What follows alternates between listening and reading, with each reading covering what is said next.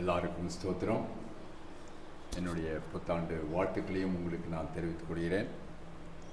இந்த 2026ஆம் ஆண்டில் முதல் முறையாக உங்கள் மத்தியில் வந்து கர்த்தருடைய வாக்கியங்களை பகிர்ந்து கொள்ளும்படியான வாய்ப்பை இந்த சபையார் கொடுத்ததற்காக என்னுடைய மனமார்ந்த நன்றிகளையும் வாழ்த்துக்களையும் நான் தெரிவித்துக் கொள்கிறேன்.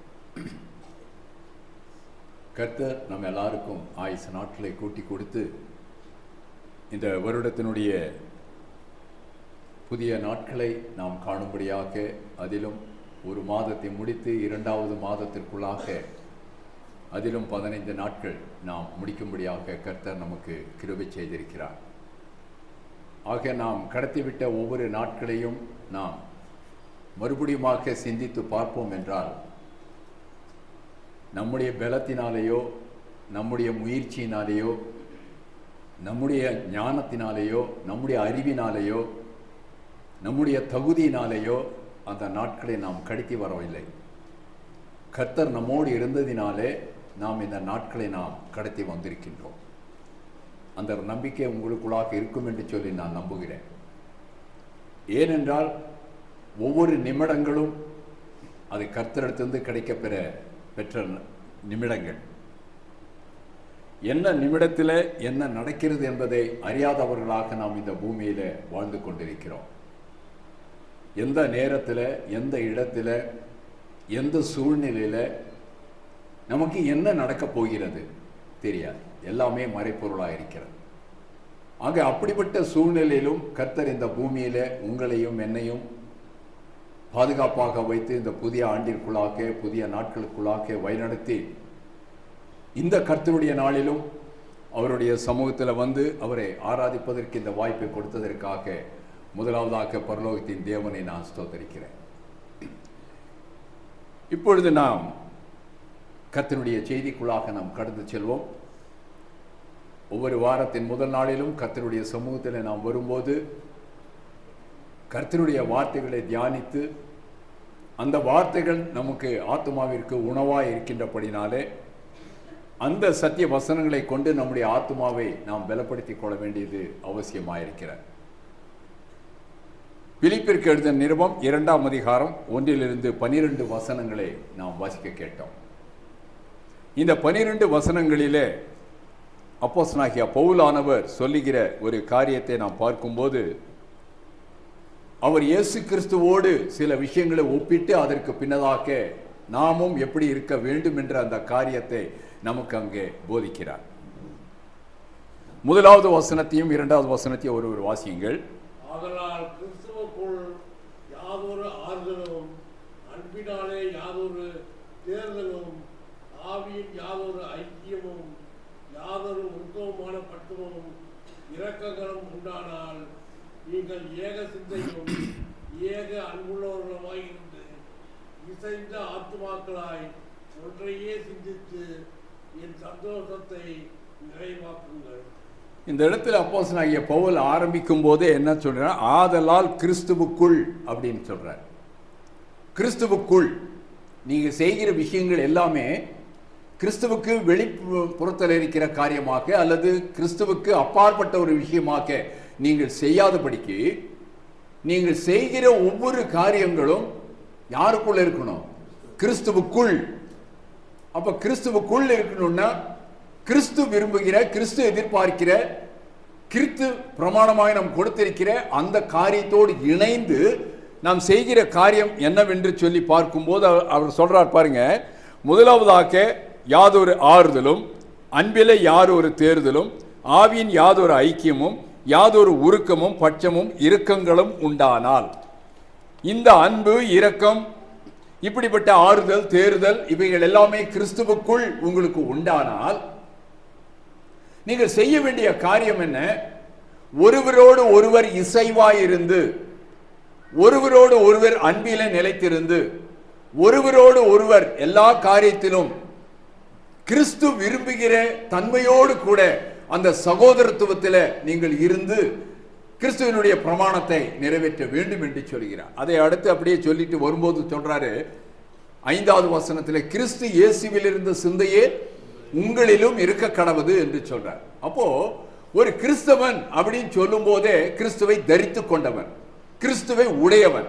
அப்படி என்றால் அவனுடைய சிந்தனை, அவனுடைய யோசனை, அவனுடைய வார்த்தைகள், அவனுடைய சகல காரியங்களும், நடை உடை பாவனை எல்லாமே யாருக்குரியதா இருக்கணும், யாரை போல இருக்கணும் அப்படின்னு சொல்லி பார்த்தீங்கன்னா ஒரு கிறிஸ்துவை போல இருக்கணும். ஒரு கிறிஸ்தவன் என்று சொல்லும் போது ஏறக்குரிய ஒரு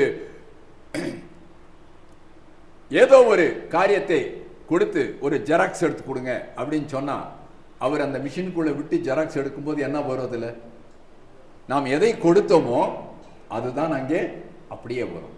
அப்படி என்றால் நான் கிறிஸ்தவன், நான் கிறிஸ்தவன் என்று சொல்லும் போது என்னை ஒரு ஜெராக்ஸ் பண்ணி பார்க்கும்போது நான் யாரை போலதான் இருக்கணும், நான் கிறிஸ்துவை போல நான் இருக்கணும்.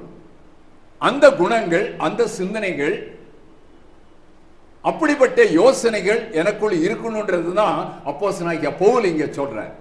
ஆக கிறிஸ்து இயேசுவில் இருந்த சிந்தையே உங்களிலும் இருக்க கடவுது அப்படின்னு சொல்லி பார்க்கும்போது இன்றைக்கு அநேக கிறிஸ்தவர்களிடத்துல அப்படிப்பட்ட ஒரு சிந்தனை நம்ம எதிர்பார்க்க முடியறதில்லை, அப்படிப்பட்ட சிந்தனைகளை பார்க்க முடியறதில்லை. வித்தியாசமான உலகத்திற்குரிய சிந்தனையோடு கூட ஒரு கிறிஸ்தவர்களாகவும் வாழ்வதை தான் நம்மால பார்க்க முடிகிறது. ஆக இதை கிறிஸ்து ஏற்றுக்கொள்கிறாரா என்று சொல்லி பார்க்கும்போது இது சற்று ஒரு கேள்விக்குறிதான். தேவன் இதை விரும்புகிறாரா, தேவன் இதை ஏற்றுக்கொள்கிறாரா அப்படின்னு சொல்லி பார்க்கும்போது இது ஒரு கேள்விக்குறிதான், சந்தேகம்தான். ஏனென்றால் நான் கிறிஸ்துவை தரித்துக் கொண்டேன் அப்படின்னு சொன்னா என்னுடைய சிந்தனைகள், என்னுடைய யோசனைகள், என்னுடைய காரியங்கள் எல்லாமே கிறிஸ்துவுக்கு உரியதாகவே இருக்கணும். அதுக்கு முன்னாடி அவர் சொல்றாரு, ஏன் நீங்க கிறிஸ்துவின் சிந்தனை உள்ளவர்களாய் இருக்கணும் அப்படின்னு சொல்லும் போது, கிறிஸ்து இந்த உலகத்தில் வரும்போது ஒரு தேவனுடைய குமாரனாக்கி இந்த உலகத்திற்கு வந்திருக்கிறார். அவர் ஒரு சாதாரணமானவர் அல்ல, அவர் ஏதோ ஒரு மனிதனாக்க எங்கிருந்தோ வந்தவர் அல்ல. அவர் இந்த உலகத்தை உண்டாக்கும் போது தேவனோடு இருந்தவர், இந்த உலகத்தை சிருஷ்டிக்கும் போது இந்த தேவனோடு இருந்தவர். ஆதியாகமம் 1ஆம் அதிகாரம் 26வது வசனத்திலே அதை நம்ம படிக்கிறோம். அவர் இந்த உலகத்தை சகல சிருஷ்டியும் உண்டாக்கும் போது தேவனோடு இருந்துதான் எல்லாவற்றையும் செய்து முடித்திருக்கிறார். ஆக அப்படிப்பட்ட அந்த கிறிஸ்துவானவர் இந்த உலகத்திற்கு ராஜாவாயிருக்கிறார், இந்த உலகத்திற்கு அதிபதியாயிருக்கிறார், இந்த உலகத்திற்கு உரியவராயிருக்கிறார். இந்த உலகம் அவருடையது. அவ்வளவு பெரிய வல்லமை உள்ள தேவத்துவத்தில் இருக்கிற ஒரு கிறிஸ்துவானவர் உலகத்தை ரட்சிக்கும்படியாக, உலகத்தின் பாவங்களிலிருந்து விடுதலை கொடுக்கும்படியாக, உலகத்திற்கு ஒரு ரட்சிப்பை கொடுக்கும்படியாக, மீண்டுமாக தேவனுடைய சாயல்ல உண்டாக்கப்பட்ட மனுஷன் மீண்டுமாக தேவனோடு இணைய வேண்டும் என்பதற்காக இயேசு கிறிஸ்துவானவர் இந்த பூமிக்கு வந்தார். அப்படி அவர் வந்து மரித்து அடக்கப்படப்பட்டு உயிர்த்தெழுந்து தன்னுடைய காரியங்கள் எல்லாவற்றையும் தேவனுடைய சித்தத்தை முடித்து அவர் பரலோகத்திற்கு போயிட்டாரு. இப்ப பவுல் அவரை குறித்து எழுதும்போது என்ன சொல்றாருன்னா, அவர் இந்த பூமிக்கு வந்திருக்கும் போது எப்படி இருந்தார்னா 6வது வசனத்தை படிங்க. அவர் தேவனுடைய ரூபமாய் இருந்தும் தேவனுக்கு சமமாய் இருப்பதை கொள்ளையாடின பொருளாக எண்ணாமல், அவர் தேவனுக்கு சமமாய் இருந்தும், பாருங்க என்ன அழகான வார்த்தை போடுறாரு. அவர் தேவனோடு இருந்தவர், தேவனுடைய ஸ்தானத்தில் இருந்தவர். இந்த உலகத்தை உண்டாக்கும் போது அவர் தேவனோடு இருக்கிறார். இந்த உலகம் அவரால் உண்டாக்கப்பட்டது.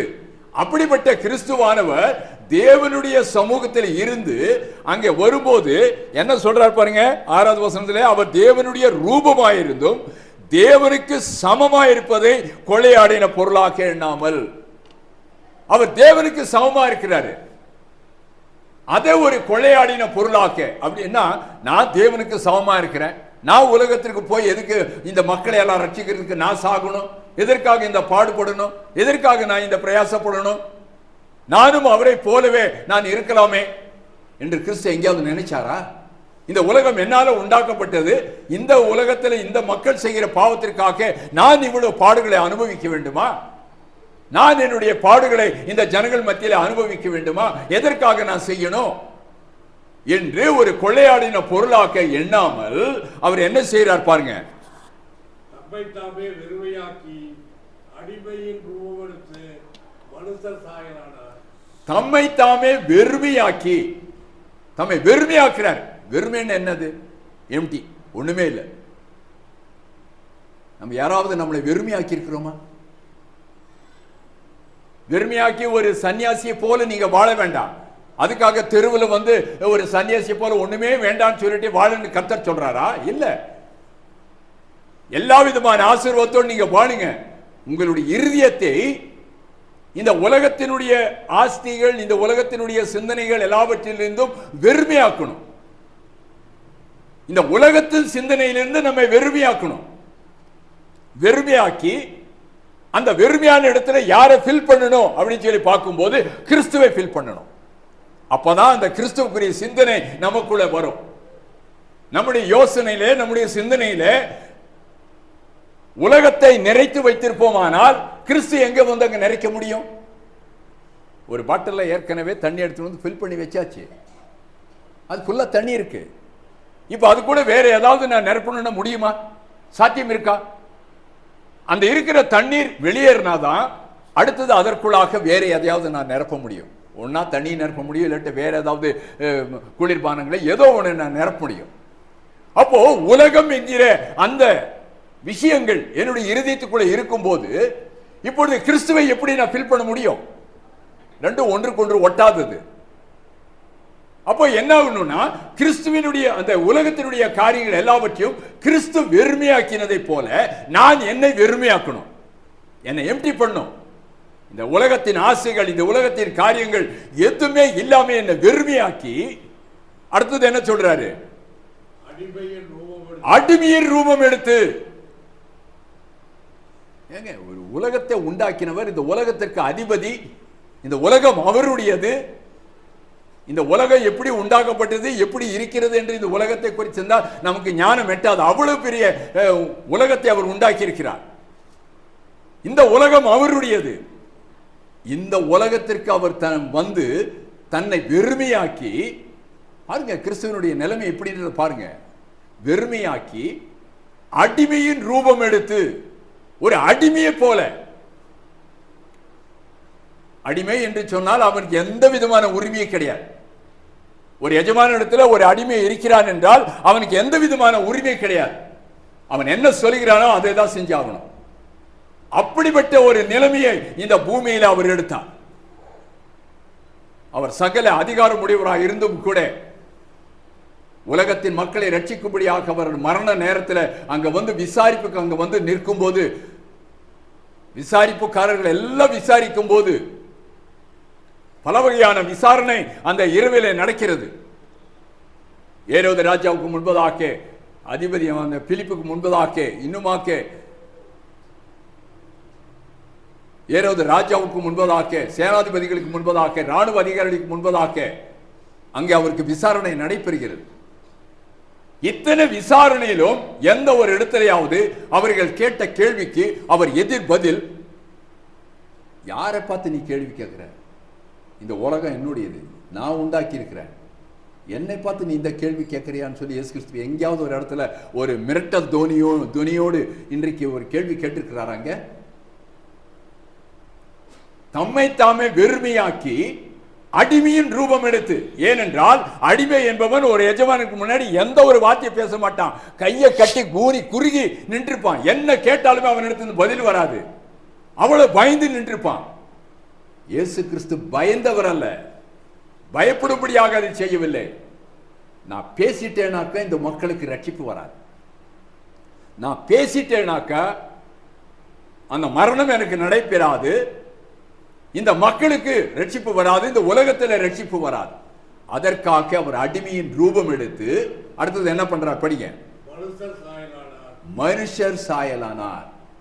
மனுஷர் சாயலானார்.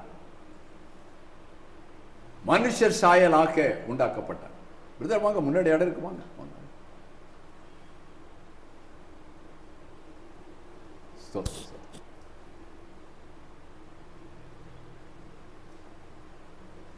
இன்றைக்கு அடியன் கூடுகிற சபையாரும் என்னோடு இருப்பது இன்னைக்கு பெரும் மகிழ்ச்சியா, ரெட்டிப்பு மகிழ்ச்சியா இருக்கு. சரி, உங்களை வாழ்த்தி வரவேற்கிறேன். ஆக இந்த இடத்துல அவர் சொல்றார் பாருங்க, அடிமையின் ரூபம் எடுத்து யார் சாயலானார்? மனுஷர் சாயலானார். அவர் மனுஷர் ரூபமாய் காணப்பட்டு மரண மரண பரியந்தம், அதாவது சிலுவையின் மரண பரியந்தமும் கீழ்ப்படிந்தவராகி தம்மை தாமே தாழ்த்தினார். இந்த இடத்துல மரண பரியந்தம், அதாவது சிலுவையின் மரண பரியந்தம் தம்மை தாமே வெறுமையாக்கி தன்னை என்ன செய்தார்? தாழ்த்தினார். இதுதான் இயேசு கிறிஸ்துவினுடைய ஒரு குணம். தம்மை வெறுமையாக்கினார், அடிமையின் ரூபம் எடுத்தார், முற்றிலுமாக தன்னை தாழ்த்தினார், முற்றிலுமாக அங்கே வெறுமையாக்கி ஒன்றும் இல்லாதவராக அந்த சிலுவையில தன்னை ஒப்பு கொடுத்தார். இவ்வளவு பெரிய தியாகத்தை எதற்காக கிறிஸ்து செய்தார்? அதை சொல்லிட்டு வந்துட்டு தான், இந்த இத்தனை காரியங்களை சொல்லிட்டு தான் கிறிஸ்துவின் சிந்தை உங்களுக்குள்ள இருக்கணும், நீங்கள் அன்பில் ஒருமித்து இயேசுவோடு இசைவாய் கட்டப்பட வேண்டும், இந்த காரியங்களெல்லாம் சொல்லி இயேசு கிறிஸ்து எப்படியெல்லாம் மக்களை ரட்சிப்பதற்காக இந்த பூமியிலே அவர் பிரயாசப்பட்டார், பாடுகளை அனுபவித்தார், அவர் தன்னை வெறுமையாக்கினார் என்று சொல்லி இத்தனை காரியங்களை சொல்லி முடிச்சிட்டு 12வது வசனத்தில் சொல்றாரு, படிங்க. ஆதலால் எனக்கு பிரியமானவர்களே, நீங்கள் எப்பொழுதும் கீழ்ப்படுகிறபடியே நான் உங்களுக்கு சமீபமாய் இருக்கும் பொழுது மாத்திரமல்ல, நான் தூரமாய் இருக்கிற இப்பொழுதும் அதிக பயத்தோடும் நடுக்கத்தோடும் உங்கள் ரட்சிப்பு நிறைவேற பிரயாசப்படுங்கள். அப்போ இந்த இடத்துல 12வது வசனத்தில் தான் இப்போ பவுல் வந்து மைய கருத்தாக இங்க சொல்கிற பாருங்க. பிலிப்பியர் 2ஆம் அதிகாரம் 12வது வசனம். ஆதலால் எனக்கு பிரியமானவர்களே, நீங்கள் எப்பொழுதும் கீழ்ப்படுகிறபடியே நான் உங்களுக்கு சமீபமாய் இருக்கும் பொழுது மாத்திரமல்ல, நான் தூரமாயிருக்கிற இப்பொழுதும் அதிக பயத்தோடும் நடுக்கத்தோடும் உங்கள் ரட்சிப்பு நிறைவேற பிரயாசப்படுங்கள் சொல்றார். இப்ப நான் வந்து உங்களை விட்டு வெகு தூரத்தில் இருக்கிறேன். ஏனென்றால் இந்த பிலிப்பு நிறுவனத்தை எழுதும்போது அவர் ரோமாபுரியிலே சிறைச்சாலையில் இருக்கிறார் அப்போஸ்தலனாகிய பவுல். அப்போ இந்த சபையை ஸ்தாபிக்கும் போது அந்த பிலிப்பு பட்டணத்தில் வந்த பவுலானவர் இப்பொழுது பல சுற்றுகள் பயணத்தை, சுவிசேஷ பயணத்தை முடித்துக் கொண்டு அவர் ரோமாரியர்களாலே ரோமாபுரிக்கு போகும்போது அங்கே சிறைப்பிடிக்கப்படுகிறார். இப்பொழுது அவர் அங்கே எங்கே இருக்கிறார்னா சிறைச்சாலையில் இருக்கிறார், கட்டுண்டவராக இருக்கிறார். அவரால் ஒன்றும் பண்ண முடியல. ஆனா அங்க இருந்து நிருபங்களை மாத்திரம் எழுதி எல்லா சபைகளுக்கும் அனுப்பிட்டு இருக்கிறார். தீமோத்தேயுக்கு எழுதும் போதும், தீத்துக்கு எழுதும் போதும், பிலிப்பியருக்கு எழுதும் போது, இதெல்லாம் கொலோசியருக்கு எழுதும் போது, எல்லாம் எழுதும் போது அவர் ரோமாபுரி சிறைச்சாலையில் இருக்கிறார், கட்டுண்டவராக இருக்கிறார். அப்படிப்பட்ட நிலைமையில சபைகளை நினைத்து அவர் சிறைவாசத்தில் ஒரு சிறைச்சாலையில ஒரு உபத்திரவத்திற்குள்ளாக அந்த சிறைச்சாலை எப்படி இருக்குன்றது நம்ம யாரும் உள்ள இன்னும் போகல. ஆனா போய் வந்தவங்க யாராவது இருந்தா கூட நல்லா தெரியும். ஆனா சிறைச்சாலை என்பது ஒரு கொடுமையான இடம்.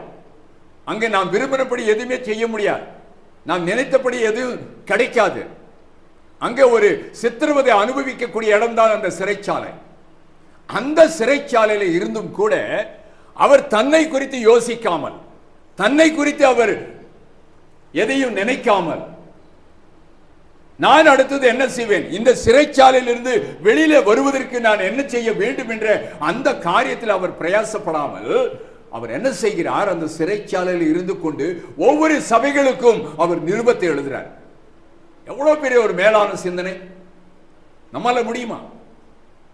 இவ்வளவு பாடுகள், நமக்கு உபத்திரவங்கள் நம்மோடு இருக்கும் போது அடுத்த சபைகளுக்காக, அடுத்த சகோதரர்களுக்காக, அடுத்த சகோதரிகளுக்காக நான் என்ன செய்ய வேண்டும் என்று சொல்லி அவர்களுக்கு ஆலோசனை சொல்லி, அவர்களுக்கு தைரியத்தை சொல்லி கடிதங்களை எழுத முடியுமா? நிச்சயமாக நம்ம என்ன நினைப்போம், என்னை வந்து யாரும் பார்க்கல, என்னை வந்து யாரும் சந்திக்கல, நான் இந்த சிறைச்சாலையில் இருக்கும்போது யாருமே என்னை விசாரிக்கல, நான் இருக்கும்போது எத்தனை பேரை நான் ஆதாயப்படுத்தினேன், எத்தனை பேருக்கு நான் உதவி பண்ணேன், ஆனா நான் இப்ப உள்ள இருக்கும்போது என்னை யாருமே வந்து பார்க்கல. இந்த ஆதங்கத்தை தான் வெளிப்படுத்துவோம். இந்த இருதயத்தின் குமுறல தான் நம்ம அநேகரிடத்தில் வெளிப்படுத்துவோம். ஆனா பவுல் அதை செய்யல. அவர் என்ன செய்யறாரு, ஒவ்வொரு சபைகளுக்கும் நான் ஸ்தாபித்து வந்த அந்த சபைகள் மறுபடியும் நிர்மூலமாயிடக்கூடாது, அந்த சபைகள் அழிந்து போயிடக்கூடாது, அந்த சபைகள் வீழ்ச்சிக்குள்ள போயிடக்கூடாது. அதனால்தான் பிலிப்பியர் 3ஆம் அதிகாரத்தில் நினைக்கிறேன், 2ஆம் அதிகாரத்திலேயே 14வது வசனத்தில் சொல்றாரு, நான் வீணாக ஓடினதும் வீணாக பிரயாசப்பட்டதும் இல்லை என்கிற மகிழ்ச்சி கிறிஸ்துவின் நாளில் எனக்கு உண்டாகணும்னு சொல்றாரு. நான் ஓடினது வீணாக இருக்கக்கூடாது, நான் பிரயாசப்பட்டது வீணாக இருக்கக்கூடாது. நான் பட்ட பாடுகள் வீணாயிருக்க கூடாது. கிறிஸ்துவின் நாளிலே, கிறிஸ்து இரண்டாவது வருகையில வந்து அந்த நியாயத்தீர்ப்பின் நாளில் நிற்கும் போது, நான் எத்தனை சபைகளை ஸ்தாபித்து சுவிசேஷத்தை பிரசங்கித்தேனோ அங்கிருந்த விசுவாசிகள் அப்படியே எங்க வரணும்ன்றாரு, நித்திய ஜீவனுக்குள்ள கர்த்தருக்குள்ள வரணும், அதை நான் பார்க்கணும்ன்ற. அப்போ அந்த நாளில ஒரு கர்த்தருடைய பிள்ளைகள், கர்த்தருடைய சபை அப்படியே ஆக்கின தீர்ப்புக்கு போறத பவுல் பார்த்தாருன்னா அவர் என்ன சொல்றாரு, நான் ஓடினது வீணானது, நான் பிரயாசப்பட்டது வீணானது, அந்த ஒரு நிலை எனக்கு வரக்கூடாதுன்ற. நான் வீணாக ஓடினதும் வீணாக பிரயாசப்பட்டதும் இல்லை என்கிற அந்த மகிழ்ச்சி அந்த கர்த்தருடைய நாளில் எனக்கு உண்டாயிருக்கணும். அப்போ அந்த அளவிற்கு பவுல் அந்த சபைகள் மீது பாரத்தை வைத்தபடினாலே, சிந்தனைகளை வைத்தபடினாலே, அந்த நிருபத்தை அத்தனை வேதனையோடும் கூட அந்த சிறைச்சாலையில் இருந்து கொண்டு அங்கே எல்லாருக்கும் எழுதுகிறார். எழுதும்போது கிறிஸ்துவனுடைய காரியத்தை எல்லாவற்றையும் வர்ணித்து எழுதி அவர் எவ்வளவு பாடுகளை பட்டார், அந்த கிறிஸ்துவனுடைய சிந்தை உங்களுக்குள்ளே இருக்க கடவுது என்று சொல்லி, இப்ப 12வது வசனத்தில் அவர் சொல்றாரு, அந்த ரட்சிப்பு நிறைவேற நீங்கள் என்ன செய்யுங்க, பிரயாசப்படுங்க. நாம் எல்லாரும் ரட்சிக்கப்பட்டவர்கள். எப்படி ரட்சிக்கப்பட்டோம்? கர்த்தருடைய வசனம் நமக்கு சொல்லப்பட்டது, அதை கேள்விப்பட்டோம், மனம் திரும்பணும், அறிக்கையிட்டோம், ஞானஸ்நானத்தில் கீழ்ப்படிந்தோம், ரட்சிப்பை எல்லாருமே பெற்றுக்கொண்டோம். சந்தோஷமான விஷயம். அதற்கு அடுத்த ஒரு பகுதி தான் இப்பொழுது பவுல் பேசுகிறார். இந்த ரட்சிப்பு என்பது ஏதோ நான் ரயில்வே ஸ்டேஷனுக்குள்ள போகும்போது அந்த போற நேரத்தில் ஒரு பிளாட்ஃபார்ம் டிக்கெட் எடுக்கணும் இல்லையா, இந்த டிக்கெட் எடுத்துட்டேன், எடுத்த உடனே அந்த ரயில்வே ஸ்டேஷனுக்குள்ள நான் வந்து எங்கே வேணாலும் என்ன செய்யலாம், சுத்திக்கிட்டு இருக்கலாம், எவ்வளவு நேரம் வேணாலும் அதுக்குள்ள நான் இருக்கலாம். அந்த நினைப்போடு ஒரு வேளை நாம் ஒரு பிளாட்ஃபார்ம் டிக்கெட்டை வாங்குவதை போல நம்முடைய ரட்சிப்பை நம்ம வாங்கியிருந்தால் பரிதாபத்திற்குரிய நிலைமை. ரட்சிப்பு என்பது அப்படிப்பட்டது அல்ல. ரட்சிப்பு என்பது நம்மை கிறிஸ்துவோடு இணைத்துக் கொண்ட ஒரு விஷயம். இந்த உலகம் எனக்கு வேண்டாம், கிறிஸ்து எப்படி தம்மை வெறுமையாக்கினாரோ அதே போல நம்மை வெறுமையாக்கி, கிறிஸ்து தான் எனக்கு தேவை, இனி இந்த உலகம் எனக்கு வேண்டாம் என்று தீர்மானித்து மனம் திரும்பி கர்த்தரை ஏற்றுக்கொண்ட ஒரு விஷயம்தான் அந்த ஞானஸ்நானம் பெறுகின்ற பொழுது நமக்குள் வருகிற மாற்றம் தான் அந்த ரட்சிப்பு. ரட்சிப்பு என்றாலே அதனுடைய மறு அர்த்தம் வந்து நம்மை காத்துக்கொள்ளுதல். நம்மை காத்துக்கொள்ளுதல் எதிலிருந்து நம்மை காத்துக்கொள்ளுதல்? இந்த உலகத்தில் இருந்தும், உலகத்தினுடைய பாவத்தில் இருந்தும், இந்த உலகத்தினுடைய அக்கிரமத்தில் இருந்தும், எதிர்வரும் நாட்களிலே நமக்காக ஆயத்தப்படுத்தப்பட்டிருக்கிற அந்த ஆக்கினி தீர்ப்பில் இருந்தும் நம்மை விடுவித்துக் கொள்வதுதான் ரட்சிப்பு. அதிலிருந்து வெளியே வரணும். அந்த ரட்சிப்புக்குள்ளே நான் வந்துட்டேனாக்க, ஏதோ ரயில்வே ஸ்டேஷன் போனேன், ஒரு டோக்கன் எடுத்துட்டேன், என் கடமை முடிஞ்சு என்பது அல்ல. என்றைக்கு இந்த ரட்சிப்புக்குள் நான் வந்தேனோ, காலடி எடுத்து வைத்தேனோ, அந்த ரட்சிப்பு அதோடு நிறுத்தாம செய்ய வேண்டிய காரியத்தை தான் பவுல் இங்க உணர்த்தி சொல்றாரு, அந்த சபையாருக்கு சொல்றாரு, நீங்கள் அந்த ரட்சிப்பு நிறைவேறணுங்க. பெற்றுக்கொண்ட ரட்சிப்பு நிறைவேறணும். சரி, அதற்கு வர்றதுக்கு முன்னாடி இன்னொரு காரியத்தை நான் சொல்லிடுறேன். நம்முடைய வாழ்க்கையில 2 வகையான வாழ்க்கை வாழ்ந்து கொண்டிருக்கிறோம். ஒன்று உலகத்திற்குரிய வாழ்க்கை, இன்னொன்று ஆவிக்குரிய வாழ்க்கை, கிறிஸ்துவுக்குரிய வாழ்க்கை, தேவனுக்குரிய வாழ்க்கை, பரலோகத்திற்குரிய வாழ்க்கை. 2 வகையா நம்ம பிரிச்சுட்டு இப்ப வாழ்ந்துட்டு இருக்கிறோம். நம்முடைய மாம்ச சரீரத்திலே நாம் வாழ்வது இந்த உலகத்திலே வாழ்ந்து கொண்டிருக்கிறோம். நம்முடைய உள்ளத்தாலும் நம்முடைய சிந்தனையாலும் நாம் வாழ்வது ஆவிக்குரிய வாழ்க்கையில நாம் வாழ்ந்துகிட்டு இருக்கிறோம். அப்போ நம்முடைய உள்ளத்திலும் நம்முடைய இருதயத்திலும் சிந்தனைகள் எப்படி இருக்கோ, யோசனைகள் எப்படி இருக்கோ, நம்முடைய எண்ணங்கள் எப்படி இருக்கோ, அதுக்கு தகுந்த மாதிரி தான் ஆவிக்குரிய சிந்தனைகள் எப்படி இருக்கோ, அதுக்கு தகுந்த மாதிரி தான் இந்த பூமியில நம்முடைய ஆவிக்குரிய வாழ்க்கையும் இருக்கும். சரி, இந்த பூமிக்குரிய வாழ்க்கை என்பது நாம் எல்லாருமே ஒரு தாய் தகப்பனிடத்திலிருந்து பிறந்து நம்ம இந்த உலகத்திற்கு வந்தவர்கள். அதை குறித்து யோவான் 1ஆம் அதிகாரம் 12வது வசனத்தில் யோவான் சொல்லும்போது அழகா சொல்றாரு சுவிசேஷ புஸ்தகத்தில். அது படிங்க, 1:12. அவருடைய நாமத்தின் மேல் விசுவாசம் உள்ளவர்களாய் அவரை ஏற்றுக்கொண்டவர்கள் எத்தனை பேர்களோ அத்தனை பேர்களும் தேவனுடைய பிள்ளைகளாகும்படி அவர்களுக்கு அதிகாரம் கொடுத்தார். 13. அவர்கள் இரத்தத்தினாலாவது மாமிச சித்தத்தினாலாவது புருஷனுடைய சித்தத்தினாலாவது உருவாமல் தேவனாலே பிறந்தவர்கள். இப்போ இந்த இடத்துல தேவனுடைய பிள்ளைகள் என்ற அதிகாரத்தை நம்ம வாங்கியிருக்கிறோம்னாக்க, அவர் ஒரு உதாரணத்தை அடுத்தது 13வது வசனத்தில் சொல்றாரு. நாம் ஒரு புருஷனுடைய சித்தத்தினாலாவது ஒரு மாம்ச சித்தத்தினாலாவது நாம் பிறந்தவர்கள் அல்ல, தேவனுடைய பிள்ளைகளாக மாறினவர்கள் அல்ல. இன்றைக்கு நாம் பெற்றிருக்கிற இந்த சரீரம் ஒரு புருஷனுடைய சித்தத்தின்படி, ஒரு தாயினுடைய சித்தத்தின்படி, அவர்களுடைய விருப்பத்தின்படி நமக்கு இந்த உருவம் கொடுக்கப்பட்டிருக்கு. நாம் இந்த பூமியில ஒரு மனுஷனாக நாம் பிறந்திருக்கிறோம், ஒரு தாய் தகப்பனுக்கு நாம் பிறந்திருக்கிறோம். ஆனால் இங்க தேவனுடைய பிள்ளைகளாக நாம் மாறி இருக்கிறோம் என்று சொல்றாரு. அப்ப தேவனுடைய பிள்ளைகளாக எப்படி மாறினோம் என்றால், ஒரு தகப்பனுடைய விருப்பத்தின்படி, ஒரு தாயினுடைய விருப்பத்தின்படி அல்ல. யாருடைய சித்தத்தினாலே நாம் பிறந்திருக்கிறோம்? தேவனுடைய சித்தத்தினாலே அவருடைய பிள்ளைகளாக நாம் மாற்றப்பட்டு இருக்கிறோம். அப்போ இது ஆவிக்குரிய பிறப்பு என்பது முழுக்க முழுக்க தேவனுக்குரியது. தேவனுடைய சித்தத்தின்படியாக, தேவனுடைய விருப்பத்தின்படியாக நாம் அவருக்குள்ளாக ஞானஸ்நானத்தின் வழியாக அவருடைய பிள்ளையாக நாம் பிறந்திருக்கிறோம். அந்த பிறப்பின் மூலமாக கர்த்தருடைய பிள்ளைகள் என்று நீங்களும் நானும் அழைக்கப்படுகிறோம். அவர் நமக்கு பிதாவாயிருக்கிறார் தேவன், கிறிஸ்து நமக்கு சகோதரனாயிருக்கிறார், ஆவியானவர் நம்மை வழிநடத்தக்கூடிய தேற்றரவாளனாயிருக்கிறார். ஆக இந்த ஒரு குடும்பத்திற்குள் நாமும் அவருடைய பிள்ளைகளாக சேர்க்கப்பட்டிருக்கிறோம். எவ்வளவு பெரிய ஒரு பாக்கியம், எவ்வளவு பெரிய ஒரு ஸ்லாக்கியம். அடுத்ததாக யோவான் 3ஆம் அதிகாரத்தில் 5-6 வசனங்களிலே நாம் வாசிக்கும் போது, இயேசு பிரதியுத்தரமாக, ஒருவன் ஜலத்தினாலும் ஆவியினாலும் பிறவாவிட்டால் தேவனுடைய ராஜ்யத்தில் பிரவேசிக்க மாட்டான் என்று மெய்யாக உனக்கு சொல்லுகிறேன். மாம்சத்தினால் பிறப்பது மாம்சமாய் இருக்கும், ஆவியினால் பிறப்பது ஆவியாய் இருக்கும்.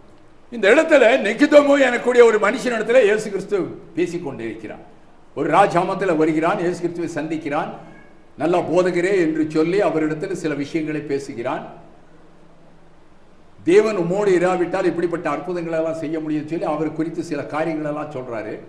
அப்பொழுது இயேசு கிறிஸ்து அவனை பார்த்து ஒரு காரியத்தை சொன்னா, நீ மறுபடியும் பிறவாவிட்டால் தேவனுடைய ராஜ்யத்தில் பிரவேசிக்க மாட்டாய். ஒரே ஒரு காரியத்தை சொல்றார். அப்பொழுது அவன் மாம்ச ரீதியாக சிந்தித்தவனாய் ஒரு கேள்வி கேட்கிறான் இயேசுவின் இடத்துல. நான் இவ்வளவு பெரிய மனுஷனாய் இருக்கும் போது மறுபடியும் என் தாயின் கருவிலை 2வது முறையாக நான் பிரவேசித்து எப்படி என்னால் பிறக்க முடியும்? எந்த ஒரு இதுக்குமே ஒத்து வராத ஒரு விஷயத்தை நீ என்கிட்ட சொல்றீங்க அப்படின்ற மாதிரி அவன் கேட்கிறான் இயேசு கிறிஸ்துவின் இடத்துல. நான் எப்படி மறுபடியும் பிறக்க முடியும்? நான் தான் இவ்வளவு பெரிய மனுஷன் ஆயிட்டேனே. என் தாயின் கருவில ஒரு தடவை உற்பவித்து நான் பிறந்து இவ்வளவு பெரிய ஆளை நான் மாறிட்டேன். இப்ப மறுபடியும் பிறக்கணுன்றீங்க, நான் எப்படி பிறக்க முடியும்? நேரடியாகவே யதார்த்தமான ஒரு கேள்வி கேட்கிறான். அப்பொழுதுதான் இயேசு கிறிஸ்துவானவர் அவனை பார்த்து சொல்றாரு, எந்த ஒரு மனுஷனும் ஜலத்தினாலும் ஆவியினாலும் பிறவாவிட்டால் தேவனுடைய ராஜ்யத்தில் பிரவேசிக்க மாட்டான் என்று மெய்யாகவே உனக்கு சொல்கிறேன். மாம்சத்தில் பிறப்பது மாம்சமாயிருக்கும், ஆவியினால் பிறப்பது ஆவியாயிருக்கும். 2 பிறப்பை காட்டுறாங்க. அப்போது இப்பொழுது நாம் மாம்சத்தில் இருப்பது மாம்சத்தின் பிறப்பு.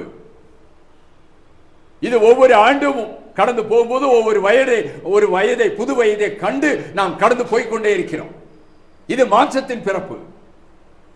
அதோடு கூட தேவனுடைய பிள்ளைகளாக நாம் மாற்றப்பட வேண்டும் என்றால் ஆவிக்குரிய பிறப்புக்குள்ள நம்ம வரணும். அந்த ஆவிக்குரிய பிறப்பு எப்போ கிடைக்குது அப்படின்னு சொல்லி பார்த்தீங்கன்னா, எப்பொழுது நாம் கிறிஸ்துவை கேள்விப்பட்டு அவரை விசுவாசித்து அவருடைய மனம் திரும்பி அவரை அறிக்கையிட்டு அந்த முழுக்க ஞான ஸ்நானத்தில் நம்மை கீழ்ப்படுத்தி கிறிஸ்துவினுடைய சபைக்குள்ளே நம்ம வர்றோமோ, அன்றைக்கு தான் நம்ம யாருடைய பிள்ளைகளாக மாற்றப்படுறோம்? கிறிஸ்துவினுடைய பிள்ளைகளாக, தேவனுடைய பிள்ளைகளாக நாம் மாற்றப்படுகிறோம். அவர் நமக்கு தகப்பனாயிருக்கிறார். அந்த ஸ்தானத்தை நம்ம அடைஞ்சிட்டோமா? எல்லாருமே அடைஞ்சிட்டோம். ஞானஸ்நானம் எடுத்து அவருடைய பிள்ளைகளாக மாற்றப்பட்டிருக்கிறோம். இன்றைக்கு அவருடைய பிள்ளைகள் தான். அவர் தான் நமக்கு தகப்பன், சகலமும் அவர் தான் நமக்கு செய்கிறாரு. அந்த நம்பிக்கையோடு விசுவாசத்தோடு தான் நம்முடைய ஆவிக்குரிய வாழ்க்கையை இப்பொழுது நாம் செய்து கொண்டிருக்கிறோம். சரி, ஆக ஞானஸ்நானத்தை எடுத்தோம், அவருடைய பிள்ளைகளாக மாற்றப்பட்டோம், அவருக்குரியவர்களாக இருக்கிறோம். இப்போ என்ன சொல்றாருன்னா, நீங்க கிறிஸ்துவுக்குள்ள அந்த ஞானஸ்நானத்தை பெற்று உள்ள வந்துட்டீங்களே, கிறிஸ்து இயேசுவில் இந்த சிந்தை உங்களுக்குள்ள இருக்கா கேட்கிறார். அதுதான் பிலிப்பியர் 2ஆம் அதிகாரத்தில் கேட்கிறார். கிறிஸ்து இயேசுவில் இந்த சிந்தை உங்களுக்குள்ள இருக்கா? கிறிஸ்துவின் சபையில ஒரு உறுப்பினராக இருக்கிறீங்களே, கிறிஸ்து இயேசு விரும்பின காரியத்தை நீங்க செய்றீங்களா? கிறிஸ்துவுக்குள் அப்படின்னு சொல்லிட்டாரு. அப்ப அந்த கிறிஸ்துவுக்குள் உங்களிடத்தில் அந்த அன்பு, தாழ்மை, தேவனுக்குரிய குணங்கள் எல்லாமே உங்களிடத்தில் இருக்கா என்பதைத்தான் பவுல் இங்க கேள்வியாக்க அந்த பிலிப்பிய பட்டணத்து சபையாரத்தில் கேட்டுக்கொண்டு வருகிறார். ஆக இந்த சிந்தனையோடு கூட தான் ஒவ்வொரு நாளும் நம்முடைய ரட்சிப்புக்குரிய வாழ்க்கை நாம் செய்ய வேண்டியது அவசியமாயிருக்கிறது. என்றோ நாம் ஞானஸ்நானம் எடுத்துட்டோம், கிறிஸ்துவுக்குள்ள வந்துட்டோம், சந்தோஷமான விஷயம். அவருடைய ராஜ்யத்தில் நாம் அவருடைய பிள்ளைகளாக இருக்கிறோம், சந்தோஷமான விஷயம். அடுத்தது அந்த ஞானஸ்நானத்தை எடுத்து உள்ள வரும்போது தான் நாம் ரட்சிக்கப்பட்டவர்கள், காக்கப்பட்டவர்கள், இந்த உலகத்திலிருந்து விடுவிக்கப்பட்டவர்கள், நம்மை காத்து கொண்டவர்கள் என்ற அந்த அர்த்தம் நமக்குள்ள வருது. என்றைக்கு அந்த ரட்சிப்பை பெற்றுக்கொண்டோம் அப்படின்னாக்க ஞானஸ்நானத்துக்குள் கீழ்ப்படிந்து வெளியில வரும்போது அந்த ரட்சிப்பு, அந்த பாதுகாப்பு நமக்கு கிடைக்குது. இந்த உலகம் வேண்டாம், இந்த உலகத்தினுடைய பாவ காரியங்கள் எனக்கு வேண்டாம், இந்த அக்கிரமமான உலகம் எனக்கு வேண்டாம் அப்படின்னு சொல்லி வெறுத்து தள்ளி கிறிஸ்துவை ஏற்றுக்கொண்டு அந்த ஞானஸ்நானத்தில் கீழ்ப்படிந்து உள்ள வந்துட்ட பாருங்க, அன்றையிலிருந்து நமக்கு ரட்சிப்பு நமக்கு வந்துருச்சு. அந்த ரட்சிப்பின் வஸ்திரம் நமக்கு உடுத்தியாச்சு. இப்பொழுது அந்த ரட்சிப்பின் வஸ்திரத்தை உடுத்தி கொண்டு தான் இப்பொழுது தேவனுடைய சமூகத்தில் நம்ம வந்திருக்கிறோம். நம்முடைய வஸ்திரம் ஒரு நாள் 2 நாள் போடுவோம், 3 நாள் போடுவோம், அடுத்தது அது கந்தலாகுது, மறுபடியும் வாஷ் பண்ணுறோம் இல்லையா? அப்போ இந்த உலகத்தில் இருக்கும்போது நமக்குள்ள ஏதோ சில கசடுகள், சில பாவங்கள், சில காரியங்கள் நம்மை தொட்டுட்டு தான் போகும், இல்லாமல் இருக்காது. யாருமே அப்படியே ஒரு பரிசுத்தமாக இந்த உலகத்தில் அப்படியே பெர்ஃபெக்டாக வாழ முடியாது. ஏதோ சில காரியங்கள் நம்மை தொட்டு தான் போயிட்டு இருக்கும். ஆனால் அவைகளை சரிபடுத்தி கொண்டு நம்முடைய ஆவிக்குரிய ஞானத்தில், சத்தியத்தினால அதை சரிபடுத்தி கொண்டு நான் பெற்றுக்கொண்ட ரட்சிப்பு எந்த வகையிலுமே சேதப்படக்கூடாது, அந்த ரட்சிப்பின் வஸ்திரம் எந்த வகையிலும் கந்தலாயிடக்கூடாது, அது கிழிந்துவிடக்கூடாது என்ற அந்த உணர்வோடு கூட எத்தனை பேர் ஒவ்வொரு நாளும் நாம் பெற்றுக்கொண்ட அந்த ரட்சிப்பை குறித்து யோசிக்கிறவர்களாக இருக்கிறோம். இன்றைக்கு அநேகருடைய வாழ்க்கையில் பார்க்கும்போது இந்த ஞானஸ்நானம் என்பது ஒரு சடங்காச்சாரமா இருக்கு, ஒரு சடங்காச்சாரம். ஒரு சபையில் அங்கமா இருக்கணும்னு என்ன செஞ்சாகணும்? ஞானஸ்நானம் எடுத்தாகணும். ஆர்சிக்கு போனாக்க அங்க தெளிக்கப்படணும் இல்லையா? புனித நீர் தெளிச்சாச்சுன்னா அங்க சபையில் அங்கமாயிடலாம். அதே மாதிரி சிஎஸ்சியில போனாலும் அதே மாதிரி தெளிச்சிடலாம். குழந்தை ஞானஸ்நானம் ஏதோ ஒன்று கொடுத்த ஒரு பேரை வச்சு உள்ள சபையில ரிஜிஸ்டர் பேர் எழுதியாச்சுன்னா கிறிஸ்தவன், நீ அந்த சபையில அங்கத்தினர் ஆயிரலாம். ஒவ்வொரு சபைகளுக்கும் ஒவ்வொரு விதமான போதனைகளை வைத்துக்கொண்டு எப்படி சபைக்குள்ள அங்கமாகிறதுன்றதுக்கு வச்சிருக்காங்க. ஒருவன் கிறிஸ்துவின் சபைக்குள்ள ஒரு அங்கமாகணும், ஒரு பிள்ளையாக மாறணும்னு வைக்கப்பட்ட நியதி என்ன? மார்க் 16:16 சொல்றாரு, விசுவாசம் உள்ளவனாக்கி ஞான ஸ்நானம் பெற்றவன் ரட்சிக்கப்படுவான், விசுவாசியாதவனோ ஆக்கினிக்குள்ளாக தீர்க்கப்படுவான். விசுவாசம் உள்ளவனாக்கி அந்த முழுக்கு ஞான ஸ்நானத்தை பெற்றுக்கொண்டவன் எவனோ அவன் ரட்சிக்கப்படுவான். அவன் எப்படிப்பட்ட சிந்தனையோடு? கிறிஸ்துவினுடைய அந்த சபையை விசுவாசித்து அதற்குள்ள எடுக்கிற அந்த ஞானஸ்நானம். கிறிஸ்து ஒருவர் தான், இந்த உலகத்தில் சபை ஒன்றுதான், அந்த சபைக்கு தலைவர் கிறிஸ்து தான். அந்த சபையில நான் அங்கமாயிருக்க வேண்டும். பிதா அனுப்பின அந்த கிறிஸ்துவினுடைய சபையில நான் அங்கமாய் இருக்க வேண்டும் என்ற அந்த விசுவாசத்தோடு நம்பிக்கையோடு அந்த முழுக்கு ஞானஸ்நானத்தை எடுக்கும் போது நாம் கிறிஸ்துவின் சபையில அவருடைய பிள்ளைகளாக நாம் பிறக்கிறோம். சரி, ஞானஸ்நானம் எடுத்தாச்சு, அவருடைய பிள்ளையா மாறியாச்சு. விசுவாசம் உள்ளவனாக்கி ஞானஸ்நானம் பெற்றவன் ரட்சிக்கப்படுவான். நான் ரட்சிக்கப்பட்டேன். விசுவாசியாதவனோ ஆக்கினைக்குள்ளாக தீர்க்கப்படுவான். அதிலிருந்து நான் தப்பிச்சிட்டேன். அந்த எண்ணத்தோடு நம்ம அப்படியே நிற்கிறோம். எப்படியோ ஞானஸ்நானம் எடுத்துட்டேன், நான் தப்பிச்சிட்டேன், இப்போ அப்படியே நிற்கிறேன், அவ்வளோதான். இன்னொன்று ரட்சிப்பை குறித்து சொல்லும்போது மத்தேயு 28ஆம் அதிகாரம் 18வது வசனத்தில் சொல்றார் பாருங்க. 19வது வசனத்தில், ஆகையால் நீங்கள் புறப்பட்டு போய் சகல ஜாதிகளையும் சீஷராக்கி பிதா குமாரன் பரிசுத்த ஆவியின் நாமத்திலே அவர்களுக்கு ஞானஸ்தானம் கொடுத்து நான் உங்களுக்கு கட்டளையிட்ட யாவையும் அவர்கள் கைக்கொள்ளும்படி அவர்களுக்கு உபதேசம் பண்ணுங்கள்.